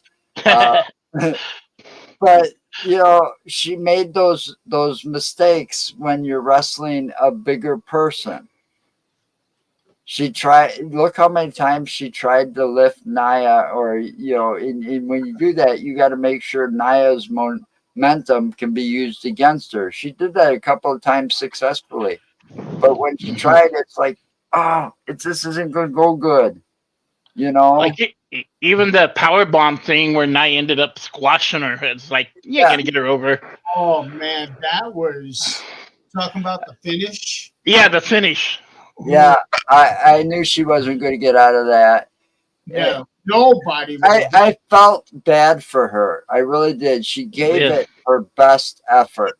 I got to give her credit. I really liked her effort and her performance. Yeah, She's going to be somebody to watch. What I found funny was when she tried to do the kick through the ropes, like jumping through the rope feet first instead of head first, and Nia just caught her. Yeah. Look on her face like, ah. That's a good facial right there. That's good ring psychology. It was. I think she actually might have got tweaked her ankle or knee something for real too when she. I noticed that too. Michael actually brought that up right when that happened. Yeah. So that don't help somebody who's a bit of a high flyer to. But still, after all, again, another one of those that's been through a lot of shit to get where she's at. Yeah. I do like her. Both in the ring and behind the scenes, Nia Jax deserved the win. She did. I may not like her right now because of how much of a bitch she's portraying, because, we all know it's acting. Well, that's the point. You're not supposed to like her. TKO pushing that cousin. But knowing what I know about Nia Jax, okay, and the stuff I've learned over the years, she did have a really bad issue with self-esteem and self-confidence and stuff like this. And this was back in the day when The Rock was still a regular part of the show. So she ended up going to him a lot for advice. And he had a really hard time coping with a lot of it for a long time. And she actually deserves this point.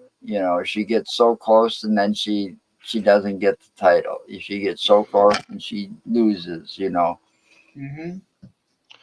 I think it's about time she wins something and it boosts her self-esteem and her self-confidence. And well, not only did she become Queen of the Ring this year, but she also headlined a pay-per-view in Chamber, and that they did really, really good on that one too. Right, and now winning the Queen of the Ring, she gets to go on for the SmackDown. Yeah, whatever belt she's. So who's got the SmackDown Women's title? Bayley. Oh shit! I feel sorry for Bayley. Right. Poor Bayley. Freight train's coming your way.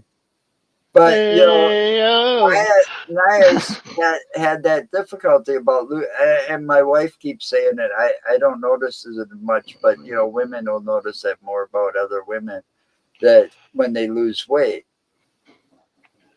and that's been difficulty for her. That's why her self-confidence and that, she was always having these conversations with The Rock backstage. Right. She's been losing weight because if my wife notices it, then she's losing weight. I tend to believe my wife. I'm not going to argue with her on that. Yeah, absolutely. No, I've noticed it too. Yeah. But that's really got to boost her confidence a little bit. And then you got the change in the regime, and then Triple H sitting there believing in her. We saw it all. There was a moment there in the ring with her and Hunter Hearst Helmsley, Triple H, when he brought the crown out to her. So I think she really truly deserves it. She does. There's one thing about that I don't agree with, and that was the crowning, that she knelt down for him to crown her. For that, they should have had some kind of a throne up there on the main stage, and have them sit down. Here's your throne. Here's your scepter. Or maybe not even the scepter. Yeah, like they did. Yeah, I know they gotta work on their. Yeah, I agree with that. Yeah. So I didn't think it was really right, because now she's the queen. The queen doesn't bow or kneel. Right. They're not supposed to. But that's Right. how to put the crown on their head, though. Yeah. Queens, kings. That's just what they do. Well, Gunther didn't do the same thing. Well, Gunther's a Crown himself. Gunther. Well, yeah, but Gunther's the giant badass man killer, though. Yeah. Yeah, he's in a class by himself. But with Nia, I don't know if that was necessarily her choice or what, but I don't think she should have gone down like that. I don't know. That's I fair. don't know. We don't know whose choice it was, but either way, like I said, she deserved it. Right. She should have had a throne to sit on. Right. Yeah, they could have easily, had a throne sitting off somewheres on a stage and had her walk up to it with a little red carpet and stuff, and had the crown there with the scepter and the robe. They left out the scepter and the robe. I mean, that's been a tradition of the King of the Ring for years. Ever. Yeah, forever. Harley race, basically. Yeah, and some of them have put their own. I mean, let's go back. Corbin. Remember Corbin and his crown? It was like one that was like, after it got crushed so many times, he went out and got one, and it was like made out of rubber.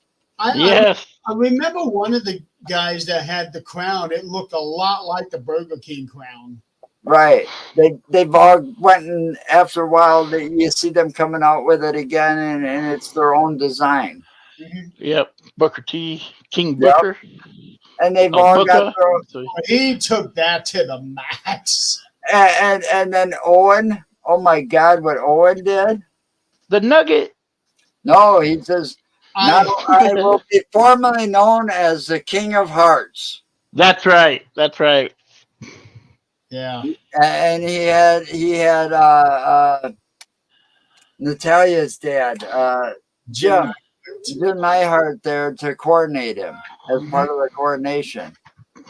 Now that he took that to a whole new level, and that also got him out of his brother's shadow. It did. When he won that King of the Ring. So everybody that won the King of the Ring has gone on to career greatness. Not Well, almost everyone.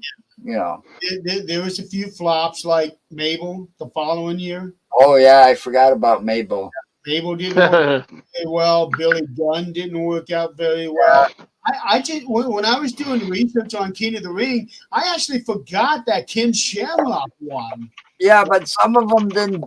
Yeah, but some of them didn't do like the ones that won. I mean, Owen sits there and I'm now known as the King of Hearts. Booker's like, I'm now known as King Booker, and then all of a sudden here comes Charmel, the first lady, and all of this with him, the queen, or as he called her at the time, and I mean, come on, they took the title to a level, and the ones that didn't, well, that's what happens if you don't. One person I'm really glad won King of the Ring tournament was William Weagle. Yeah. I am really glad that he won that one. And also, I'm glad that Xavier Woods won it. Yeah, but see, they all took that to another level. They played it. They did. But Even Savage, Macho King. Yep. Man, yeah, Macho King. Well, that when Macho became the king, he didn't actually win the tournament. He won the tournament in '87, but when he became Macho King, that was when he He won the crown. I know. that was just a weird thing that they were doing. But I was glad to see Xavier Woods won because he wanted that more than anything else. He didn't care about the world title. He didn't care about winning the Rumble. He wanted King of the Ring. Well, yeah, it meant something back then. Yes. You know, And I'm hoping that they are bringing it back so that it can mean something again. So Well- Gunther going to get a crown? I mean, like a cape and a scepter Well, and come out like that now? it's up to the person to do that. They got to figure out how to.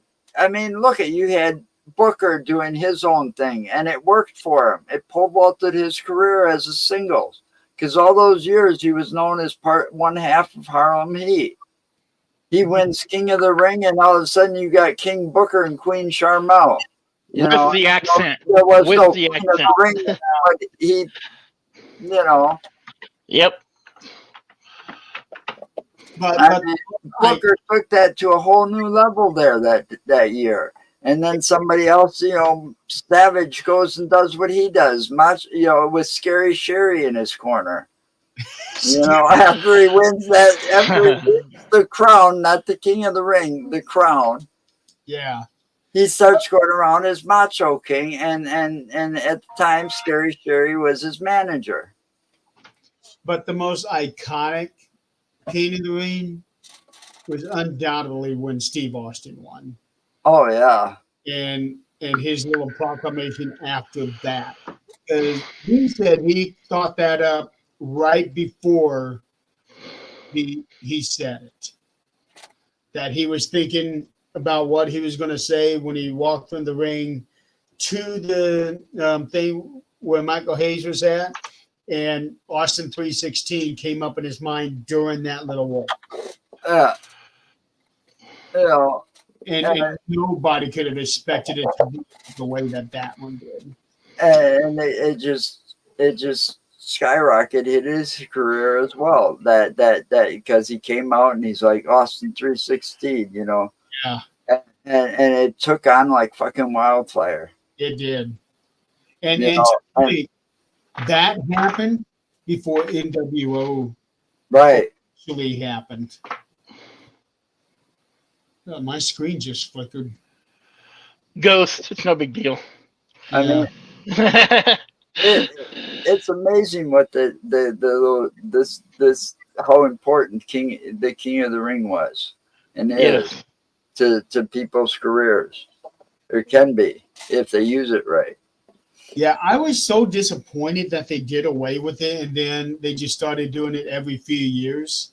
Yeah, That was a staple. How do you get rid of that? I think I got a feeling it's going to be an every year thing now. I mean, we're under new management, new regime, and this is the first time too in King of the Ring history where the winner is guaranteed a title shot now.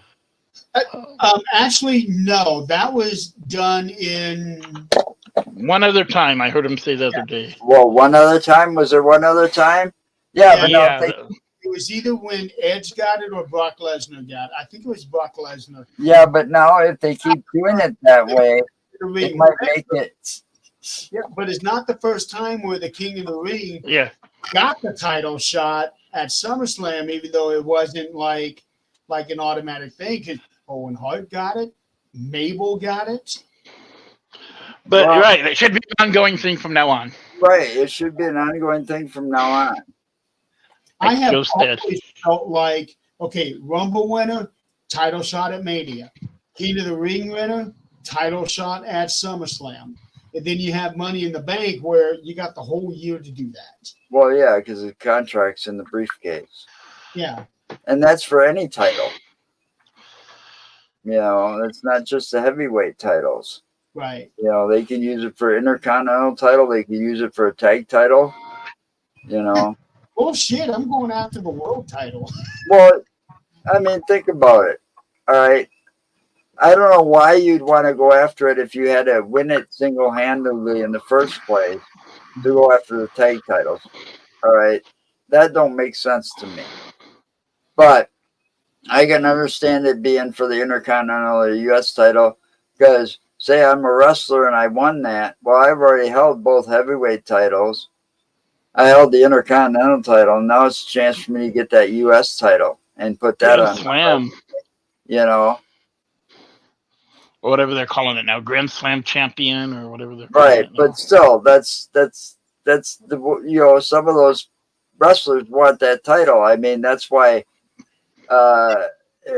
You know, I know the match is yet to come, but you know, Cody really wanted it title versus title, because if he would have got his hands on that U.S. title tonight, he would have been a Grand Slam champion. Yo, You know, it was said several times. Okay, guys, we're gonna need to hurry this up because my okay.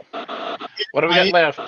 is getting unstable. My screen keeps flickering on me. Okay. Okay, Yeah. so we got Randy and Randy Randy Orton and Gunther. Gunther. There you go. That was a hell of a match. Yep. Halfway through that match, I started noticing the hamburger look on Randy. From the, yeah. But he was robbed. Yep. He Steven was? Joe knows. I saw it. I saw it. I saw it. Triple H addressed that.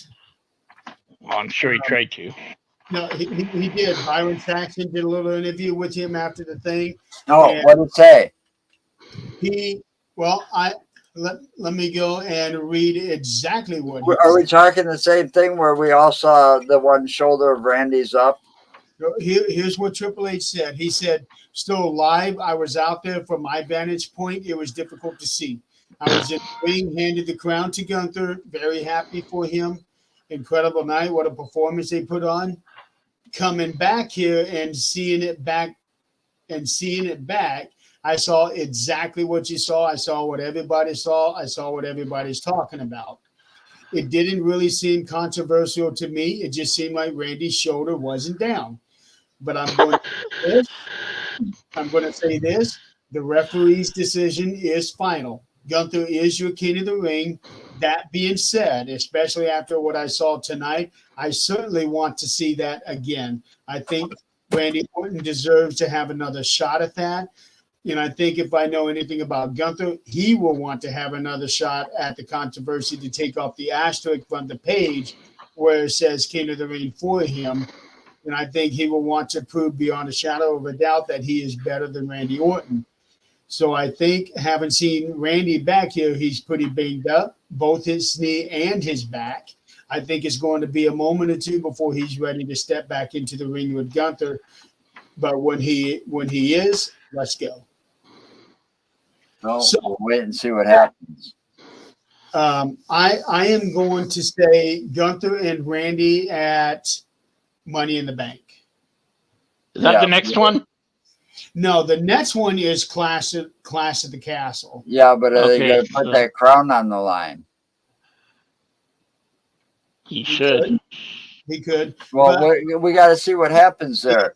I mean, I understand it from the ref's point of view. He didn't see it, so I get that. So the refs. You've never been a ref in the center of the ring. You know, with everything going on, it's kind of hard to watch everything. Okay, so let's give him the benefit of the doubt here. Okay, I'll let you finish. You know, I mean, he went 1, 2, 3, and it's over with. So the ref's word is final. I mean, there was no real interference or anything. It's just that I agree. Just a wonky ending. It looked like Randy's shoulder wasn't down. That's all I'm saying. And I hope they settle this. I mean, I was willing to accept it that way and say that Randy got robbed. But, you know, because how many times has a wrestler got robbed because of that before? Right. Well, and like I told Jeremy, sorry, Joe, I didn't mean to interrupt, but maybe Randy was legit hurt and said, hey, let's just get this done, too. And so, whatever, just count 3. So I'm kind of trying to look at it that way or something and hope. Well, we'll have to wait and see what happens. Yeah, absolutely.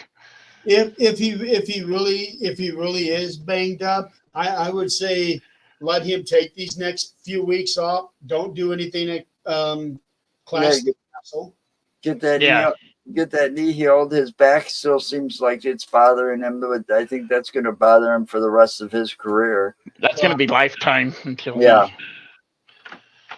until he So, chooses to retire and get that surgery. It's, But that knee has to be taken care of. He's got to heal that knee before he has another match with Gunther.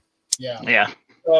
So take 6 weeks off, then go at it with Gunther at That was What a Money in the Bank. match. That was a hell of a match, though. Aside from the ending, that was a hell of a match. Yeah. That And I knew- was a true slobber knocker, as JR would put it. And I knew Gunther was going to win. I told Jeremy they weren't going to have both King and Queen on the same show. So, I was actually figuring on Gunther winning, but at the same time, I was also thinking, well, maybe Randy will win, because a lot of people are asking already for Randy versus Cody. Well, And in order to do that, but keep Randy face, King of the Ring would have been perfect, ideal for that. right, but I kind of like to see the Gunther versus Damien. Damien, that'd be badass. That's gonna be a badass match And- too. And Triple H could always, honestly, well, controversial finish will give you your shot against Cody, too. He could, yeah. Who knows? Or maybe have him, you got to fight one more person or something. Of course, RKO, pin, blah, blah, Well, blah. as it stands right now, it's gonna be Gunther going after Damien. Yeah. Right. Absolutely. That'll be a banger. Yes, it will. That can be a well- slobber knocker from hell, too. And I hope by then there's no Judgment Day in this corner. Here's where No. Damien is going to have the advantage, because he wears a shirt while he's wrestling. So when Gunther does his chops, it's not going to sting so bad. Yeah, I but go borrow Roman Reigns' old bulletproof vest thing he wore. but I could see Gunther ripping that off of him. Absolutely. He might, yeah. Did you see Randy Orton in that welt, like after that first big one he got? Just Oh, like yeah. immediate, just boom. He did that one, but that did not show up nearly as well as the one that he gave Sheamus on the back. Yeah, no, Oh, I know. absolutely. After that match was over, when they got that close up of Randy, I agree. It looked like hamburger. Yeah. His whole chest. That's real chops right there. You know, I'd be sitting there in the back. I'd be like, damn, Gunther, take it easy on these guys. Yeah. Unstiffen up a little bit, buddy. Man, yeah, well, they don't call him the ring general for nothing.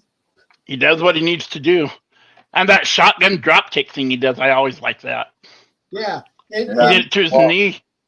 Those chops, I mean, his chops make Ric Flair's old chops look like babies play. oh, Yeah. there's nothing compared to what Gunther No, did. I'm talking about Ric Flair when he was in his prime. Yeah. You know, back in Ric Flair's day with his chops, they used to. But I would.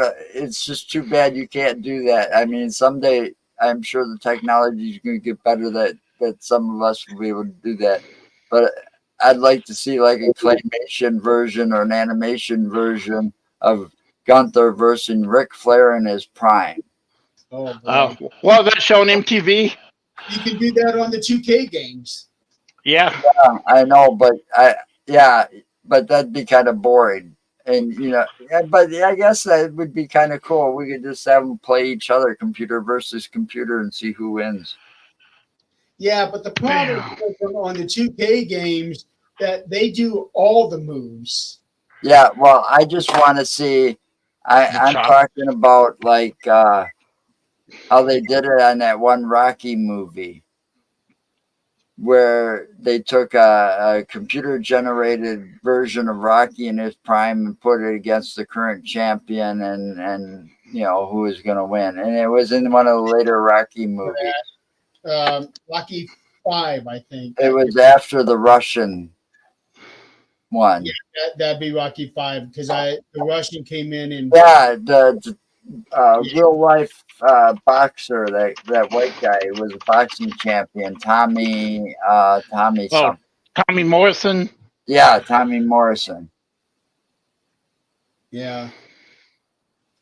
And another really hard chop that I remember was in Royal Rumble '94 when Tenryu was giving Lex Luger those chops. Yeah. They echoed in that building.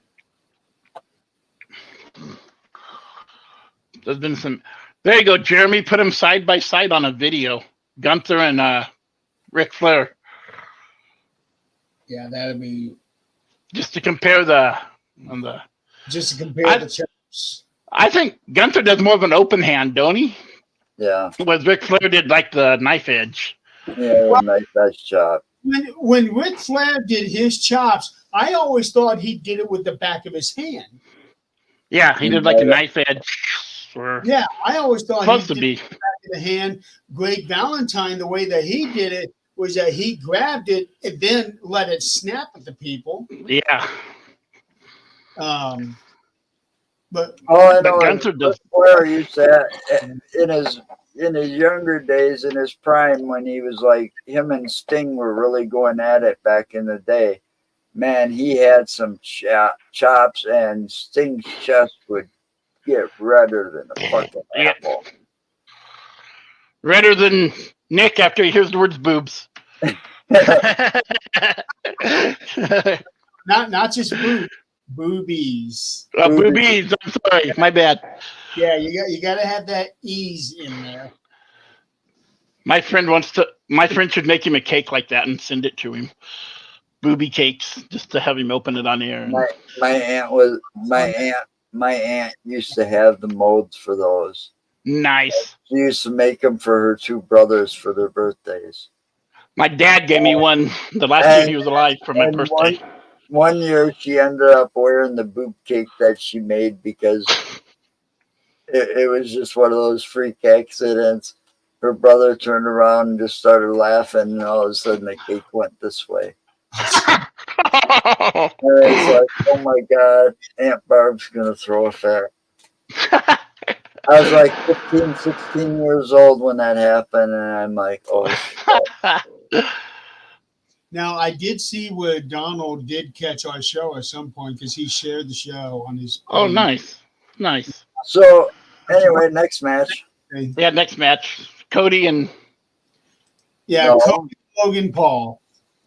I did not watch this one, so I'm going to stay out of it. Aren't we missing one? No, there was only 5 matches on the pay-per-view and 1 match on the pre-show. Okay. Yeah, only 6 total. Yeah. So Cody Rhodes, Logan Paul, they had a nice little build-up for the little time that they had. Yep. And they had a really good match. Now, they were. Oh, no. Really quick. Back on Gunther and Randy Orton, I want to bring up. Randy kept tossing or slamming Gunther onto the announce table, and it kept not breaking. Yeah, I noticed that. Yeah. Was it that like side suplex thing? It was like a follow-away slam. Yeah. He does that a lot, and they don't break though. So I think that's just kind of his standard move. Maybe it was reinforced for Saudi Arabia. Yeah, or that. Well, the Saudis table broke right away, but there was a lot more force on that one. Because they had to keep it up for when Cody tried to RKO Logan Paul here. I mean, Cody Cutter Logan Paul. My bad. But I thought that, okay, he's going to slam him on the table. Everything breaks apart back in the ring. And he kept doing it and doing it and doing it. I'm thinking, okay, it's like they're expecting this table to break, and it's not. That could be, too. That could be. Yeah. And that happened a few times where it did not break when it was supposed to. And then the opposite has happened where they would get on it, and before they even get a chance to do what they're supposed to do, the table gives way. Yeah. Yep. But yeah, Cody and Logan. So it turned out to be a really good match, and I liked the whole thing where Logan's cronies interfered like they always do, and It all backfired and blew up in his face. one guy. What's that? I said it all backfired and blew up in his face.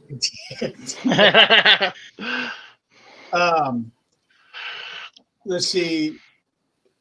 Logan did get another set of brass knuckles and slammed it into Cody's stomach. Yeah. Okay. And then as the finish of the match, Then he hit him in his tights. did he? Yeah, he put him in his tights. They were down by his groin area the whole time.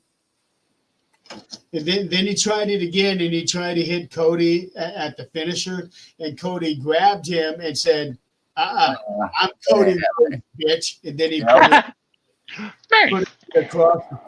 Yeah, And he hit him in the crossroads. But you know what my best part is? My favorite part, and I was worried for a little bit here too. But Cody had Logan beat so bad that there was no way in hell Logan was going to answer the 10 count.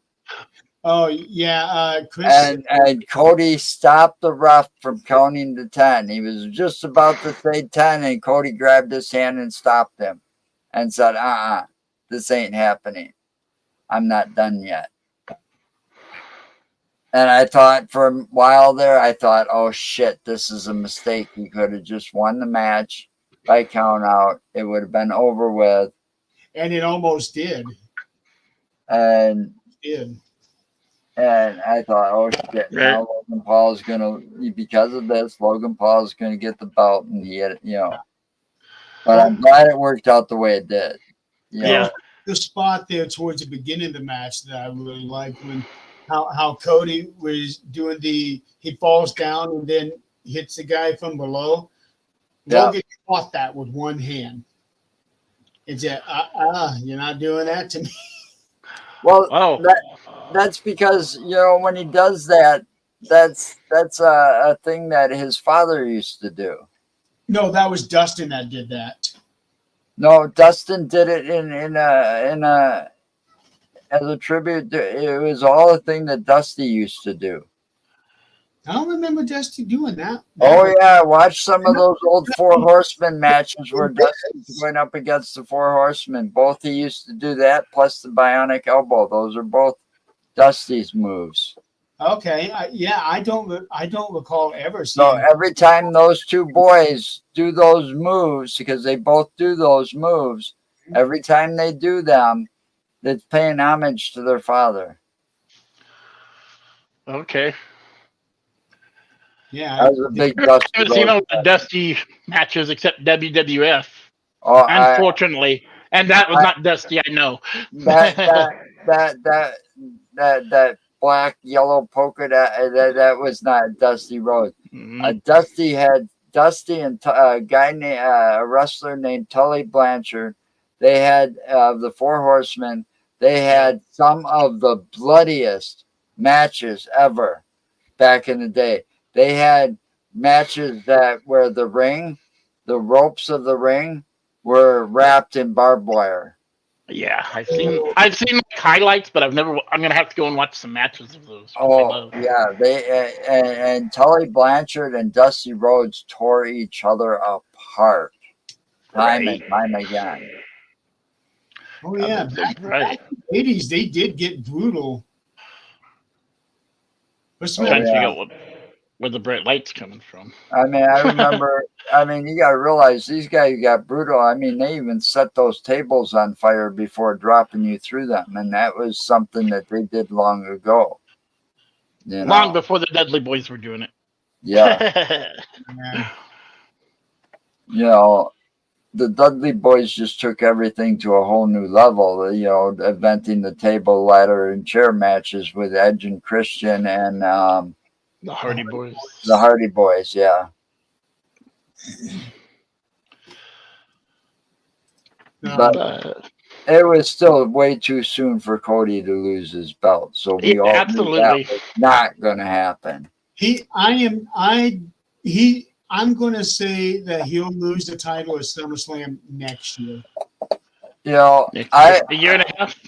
I'm upset. Well, here's the other rumor I heard, and I'm surprised it didn't happen. He got kind of upset and pissed a little bit.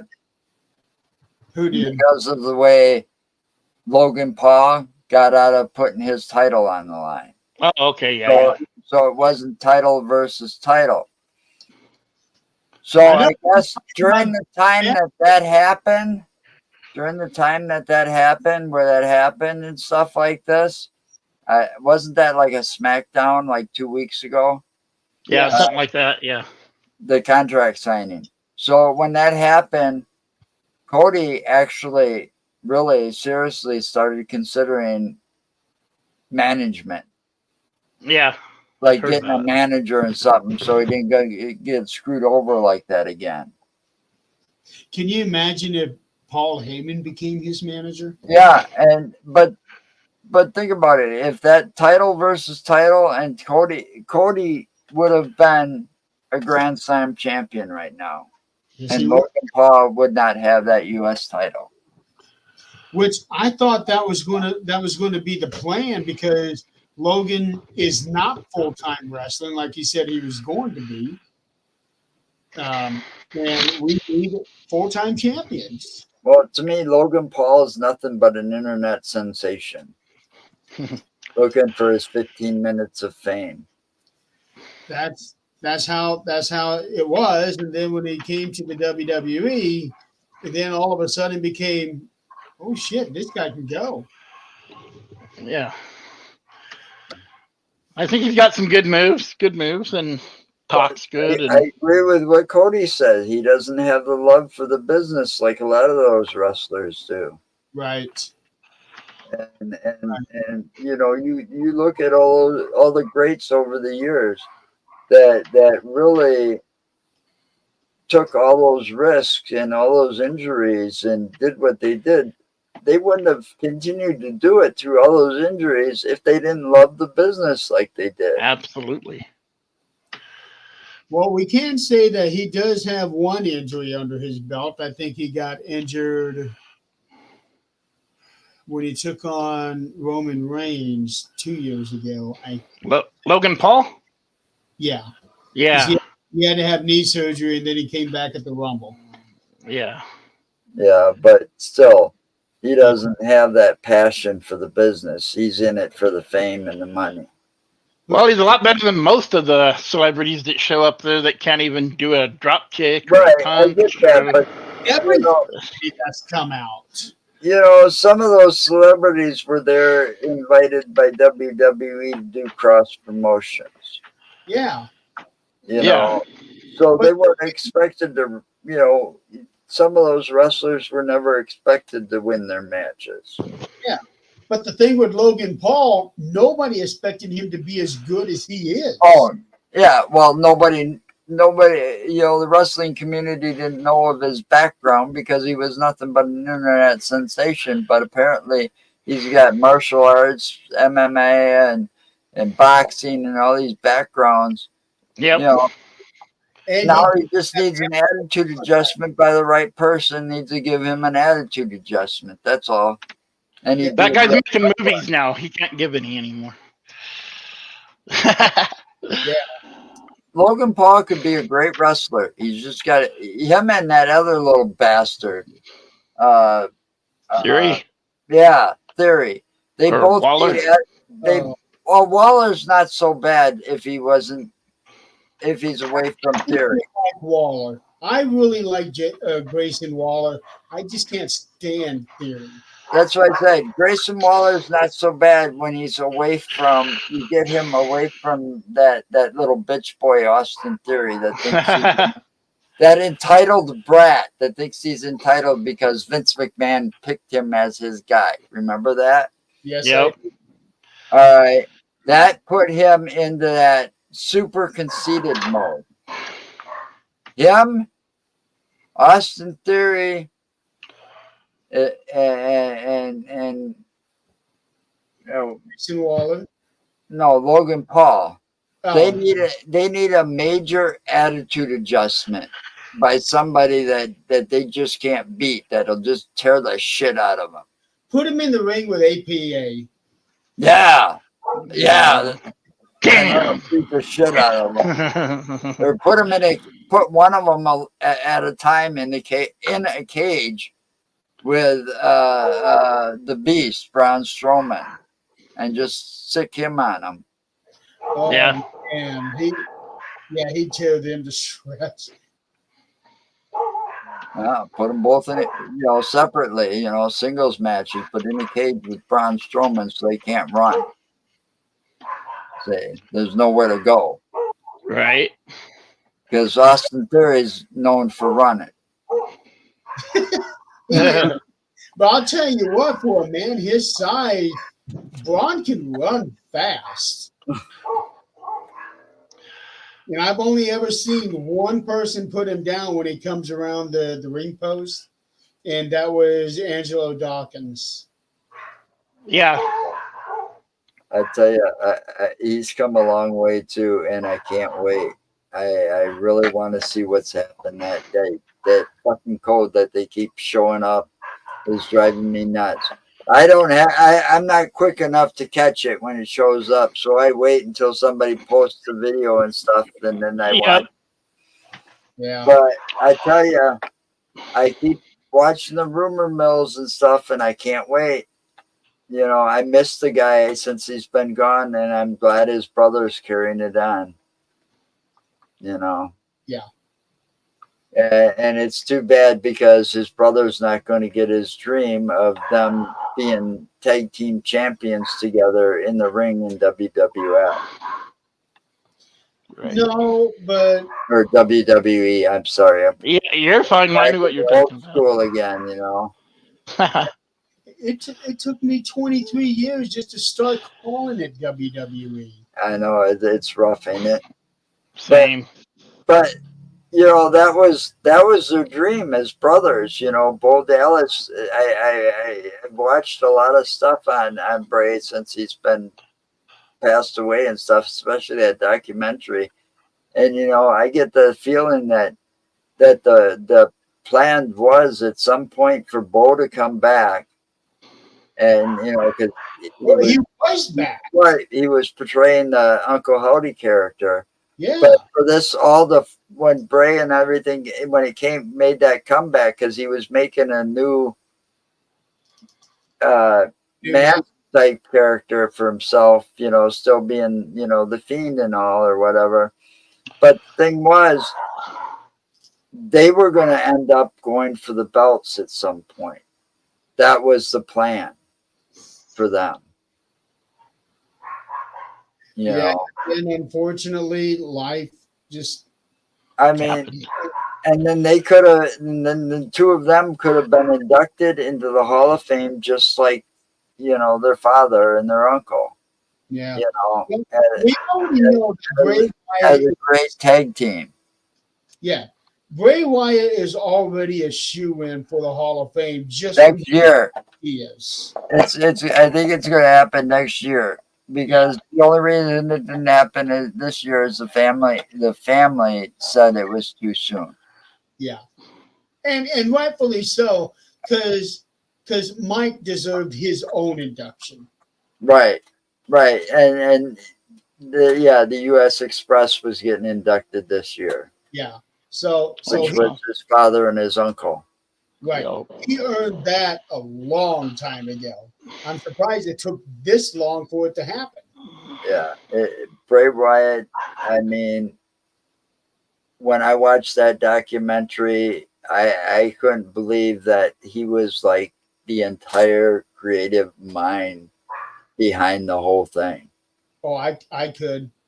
And it's like, oh my God, it's too bad he was taken so young because I can't even imagine what would have been next for him.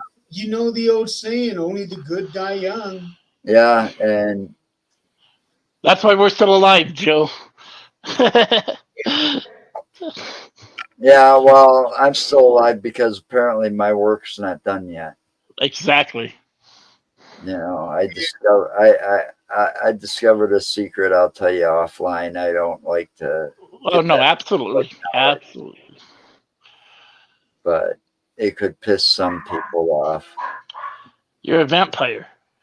Well, no, the I'll tell you after I'll I'm forgo kidding. it. I'm kidding. I'm just messing. I But heard you I say that. do.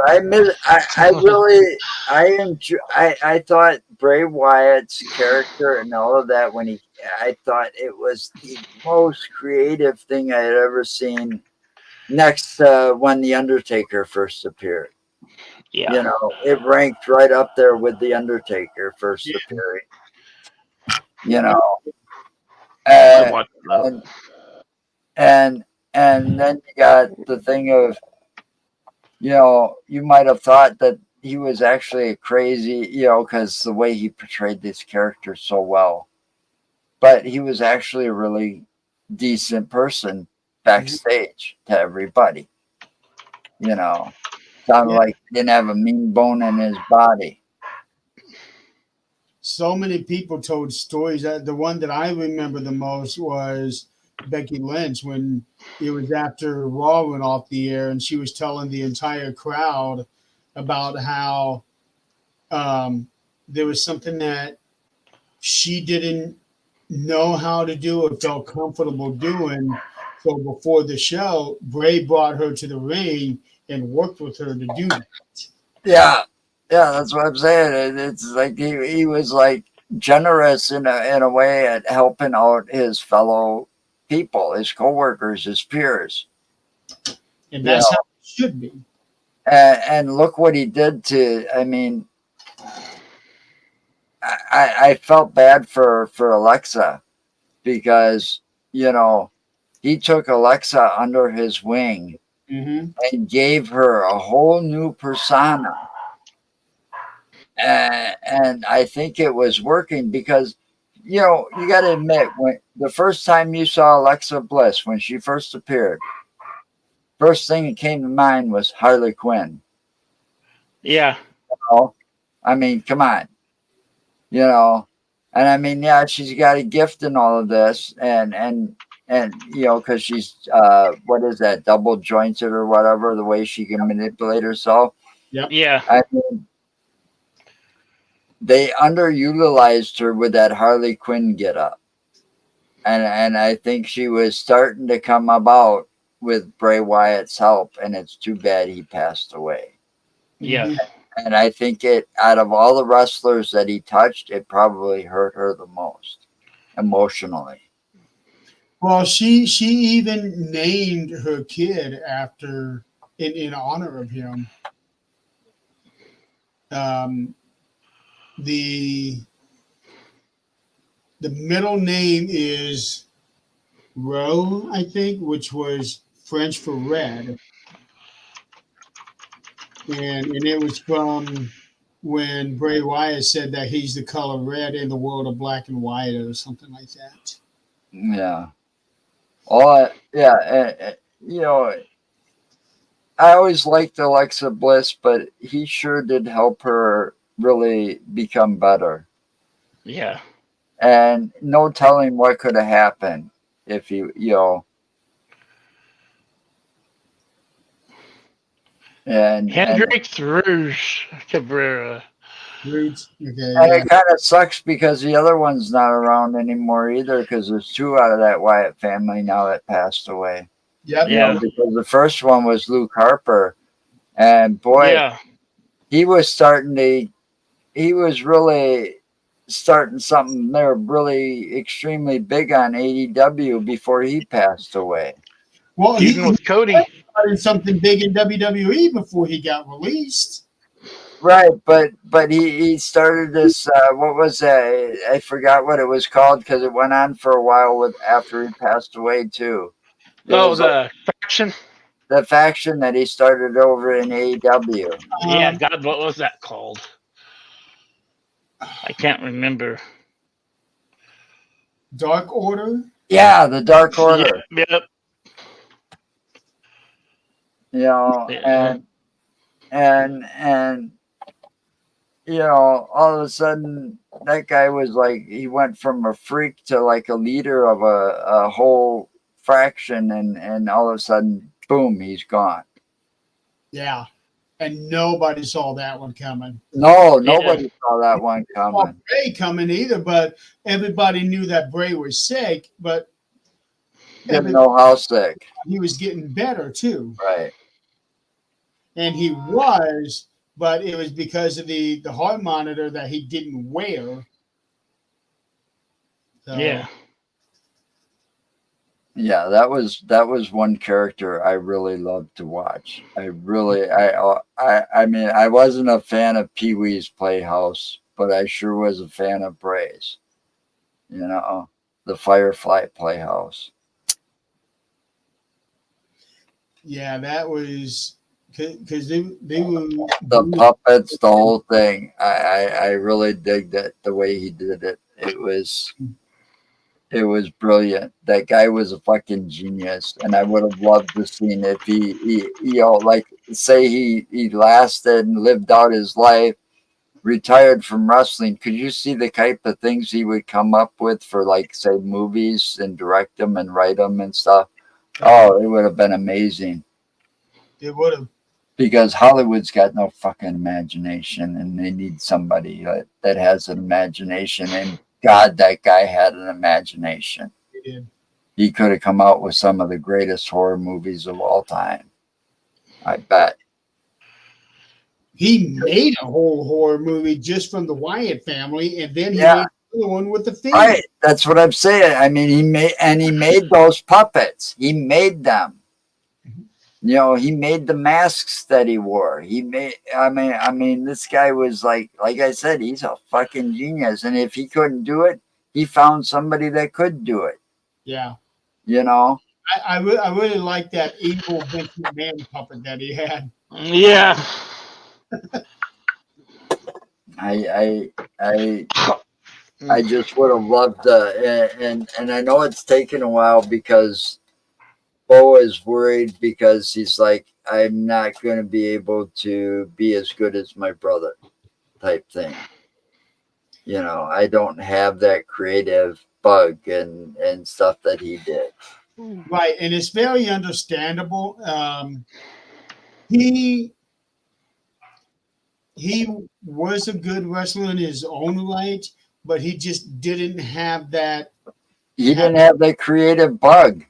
Well, it's not just a creative buzz, but he didn't really have the charisma. No one believed in him. Right. Well, I liked him, and I always thought he was being underutilized, especially when they tagged him. And what was that tag team called? I don't even remember. The Social Outcasts. You know, Was Curtis Axel or Curtis Axel, oh, Rose. Curtis Axel was another. He could have been a better wrestler too if they would have utilized him better. He could have liked been. his dad a lot.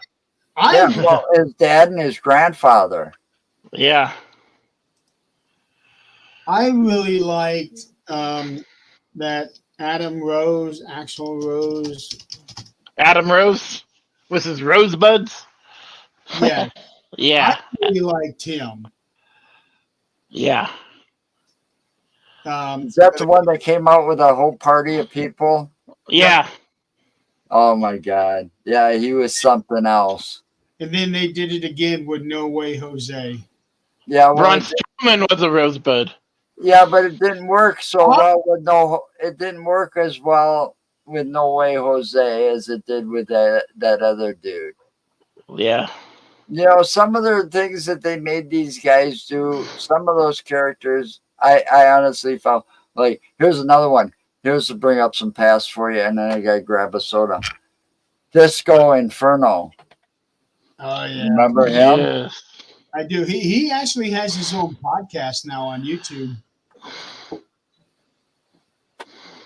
Yes, he I haven't does. listened to it, but I do know that he has his own podcast on YouTube. Yeah. All right, guys, we're coming up on 2.5 hours. Dang.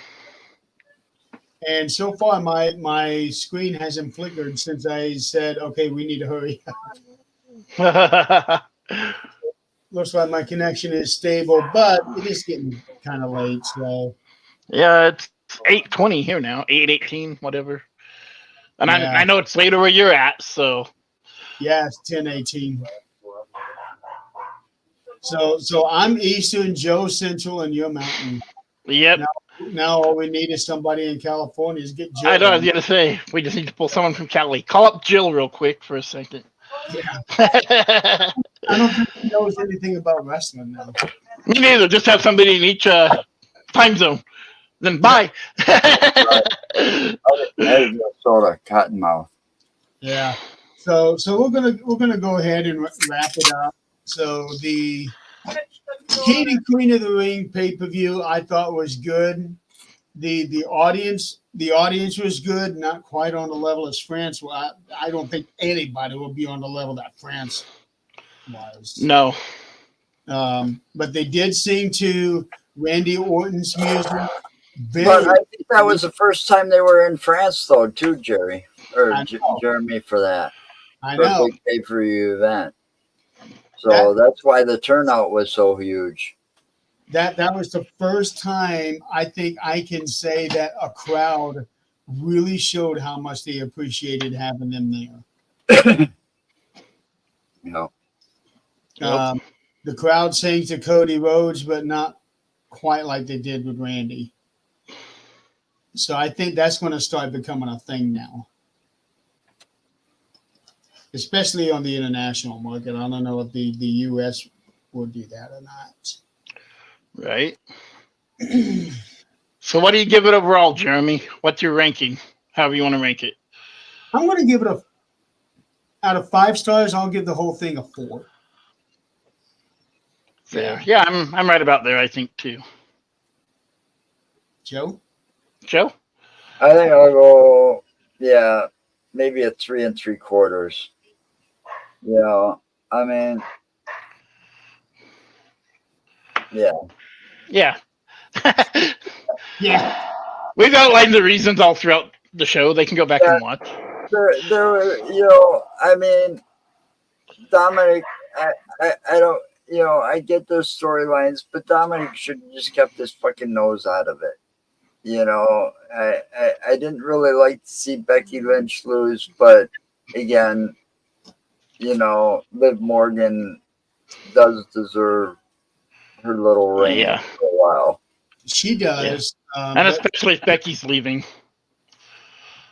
But they're building on something because there are little teasers with Dominic and Liv. So they are building something. Well, yeah, it's going to be the end of the Judgment Day eventually, I think. I mean, look at all the... No, the end of Judgment Day is going to be Damian and Ben. It's not... Well, yeah, that's what it's going to come down to, exactly. But, I mean, it's already started. You got the glue that was holding the Judgment Day is gone. Yes. Rhea Ripley is out on injury, So now you've got these two egomaniacs that think they're better than each other, Finn Balor and Damian Priest, and eventually the dude, what's his name, JD McDonough? He's going to cause the friction between those two to butt the heads. Where they actually go at it. And that's going to be the end of Judgment Day. Before he even joined. And see, the little chicken shit little bastard, now that mommy's gone, you see him floating around all these different places. Like he was floating around over by, what's his name?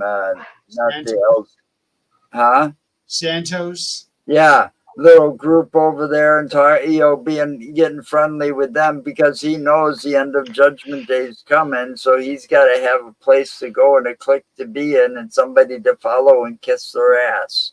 Well, it was also to get Carlito to get Carlito joined in. Damian put a stop to that one. That's not cool.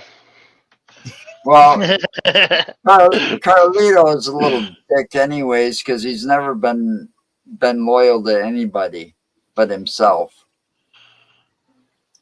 that wasn't the first time I've seen Carlito backstab an entire faction, especially one that included Rey Mysterio. Yeah. So we're looking into some really interesting storylines, and right now the only thing that we have for sure for Clash of the Castle is Damian versus Drew for the world title. Yeah. I'm pretty sure we're going to be seeing Cody in there because I think now that Cody has the title, he'll be defending on every pay-per-view. Well, he might even be defending it on what is it, SmackDown? Is that now? Yeah. So you never know. He'll be defending against somebody on SmackDown. Cody is a fighting champion compared to some of the other ones that I mean, who was the one that invented that? Where it was like The fighting champion? wasn't it Cena that came out with one of the titles that he said, and he's like an open challenge night every night. The He US kept coming title. out. It was John Cena that started. That's what I said. It was John Cena that came out with whatever belt he was holding at the time. He started it all and saying it's an open challenge. He did that on like Monday Night Raw or every SmackDown or whatever he was on. Yeah. I think it was the US title. But still. Yeah. But either way, yeah. I think that's how Cody's going to be. IC title. Yep. So I'm curious to see what we're going to see with Clash of the Castle. But before that will be NXT Battleground. That'll be in 2 weeks. And do we know any matches for that one yet? I mean, I don't personally, but I don't watch NXT too much. me neither. Only There when are there's 3 something. matches announced for that one. Is Shayna Baszler versus Lola Vice. Okay. Obi Finley versus Wesley and versus Joe Coffey. So a triple threat match for the North American title. And then they had the ladder match for the women's North American title. So far, Lash Legend, Jada Parker, Fallon Henley, and Sol Ruka. That's going to be some fire right there. That Yeah. could be a good one. So Ruka is the one that's got everybody's attention because of how she moves in that ring. She flips, she flops, she's a lot like Kofi. I mean, that's who immediately. Jeff Hardy, Kofi. She's one of the fast moving. Well, it's no doubt who influenced her, that's for sure. Yeah. And then there's another one where Roxanne Perez, her opponent is to be announced. But Yeah. she is going to be defending the women's championship there. We just don't know who yet. So those are I the. expect her to get called up sometime soon, honestly. I'm surprised she hasn't already. Yeah, I'm surprised she wasn't in the draft at some point. It happens. When she came into the Rumble this year, I thought that was her call up. Yeah, sometimes I think it is, but then they only come up for the Rumble and they go back to where they came from. But she has her title right now and We'll see what doing happens. the semi-heel. I mean, she's trying to be heel. I don't think she's pulling it off very good, but she's being the heel. Yeah. So that's what we got. Battleground in 2 weeks, and then the following week will be Clash of the Castle. So Cool. Are you doing a review or preview for that, or? I'll talk to Donald. We were supposed to do the review tonight. And then the thing came up with the trees. Like Family's always first. Family's Yeah, always well, first. that and I got my wrestling show that I was having. The other half tends to fall asleep. okay. Working a lot of hard hours, and I ain't going to do shows by myself right now. Not yet. Right. Yeah, Right. it's not fun doing it solo. No, I tried that once. And we kind of cut it off, and I deleted it off Facebook. And all right, Mark, we're not even going to do the show unless you show up. And eventually, he was having internet trouble, so I tried to start the show and do it without him until he arrived, and I couldn't do it. Couldn't do it. Nope. Well, you can always tag me in, Joe, as long as I'm off work already. So, but he doesn't even know because he hasn't called me back yet. Some bitch I called. He never answers. He never answers his phone. So I get his answering machine or whatever voicemail, and it's like I hang up because I know damn well he knows I called when he looks at Right? his, Yeah. I They can, look. They see Joe called, or I can see it now. Do that little spin off with the Harry Potter thing. Go with the JK wrestling show. there you go. JK Wrestling. Yeah. yeah, hell, we could do that. I mean, she falls asleep all the time. Like I said, tag me in anytime you need me. Let me know. Hit me up on Facebook She or whatever. works hard. She works hard. She's got some health issues, so Right? No, that's no problem. I'm older, but still. And then she, I I worry when she goes out and tries to mow the lawn like she did today and stuff, and it's like, God damn it! I won't do a solo show unless I got like 10 people in the audience that I can. No, I can't do it at all yet. Yeah. Yep. So, Anytime after 6 my time, usually I'm available, roughly. So well, I do it at what is it? We do it at 7:00 our time, my time, Central. yeah, right about then. So Yeah. if I know at least like 3 or 4 hours in advance, dude, I'm there. If you ever need somebody. Oh, we could set it up regular and I could change everything. I'll talk to her though. Yeah, I mean, I can be a backup like I was today. I don't need to be there All every week or every week, whatever. We can talk about it off air. Yeah, exactly. All right. So we're going to go ahead and call it a day. 2 hours, 35 minutes. So that's pretty decent show. The best wrestling show ever. I do know that we have one major fan. His name is Nick Pulaski. He keeps requesting reviews for some of the old shows. Yeah. He asked for WrestleMania 5, a specific Monday Night Raw, No Way Out, and he just most recently asked us to do a Primetime Wrestling from back in 1989. Oh wow. Yeah. So he's really digging our show, and I'm glad. That's awesome. I'm glad these results.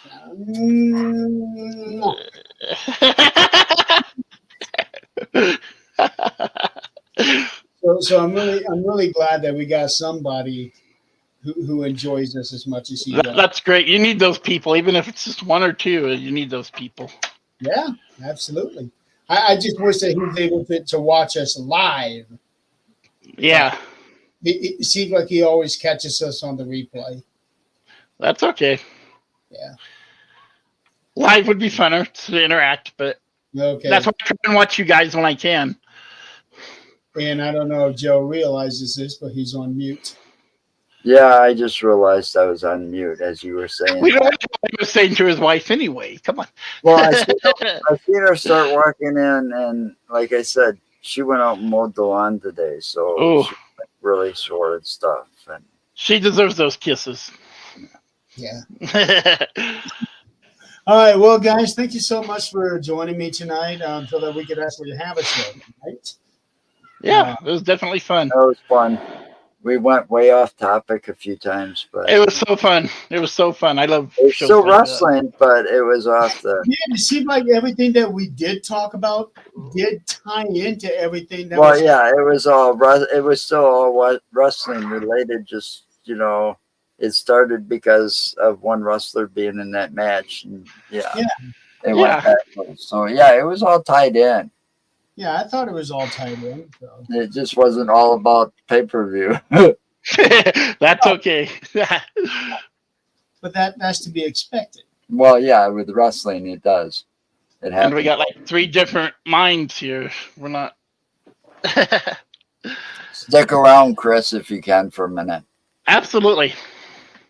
All right, I'm going to go ahead and do our outro. So I know we still have at least one viewer, so thank you so much for watching.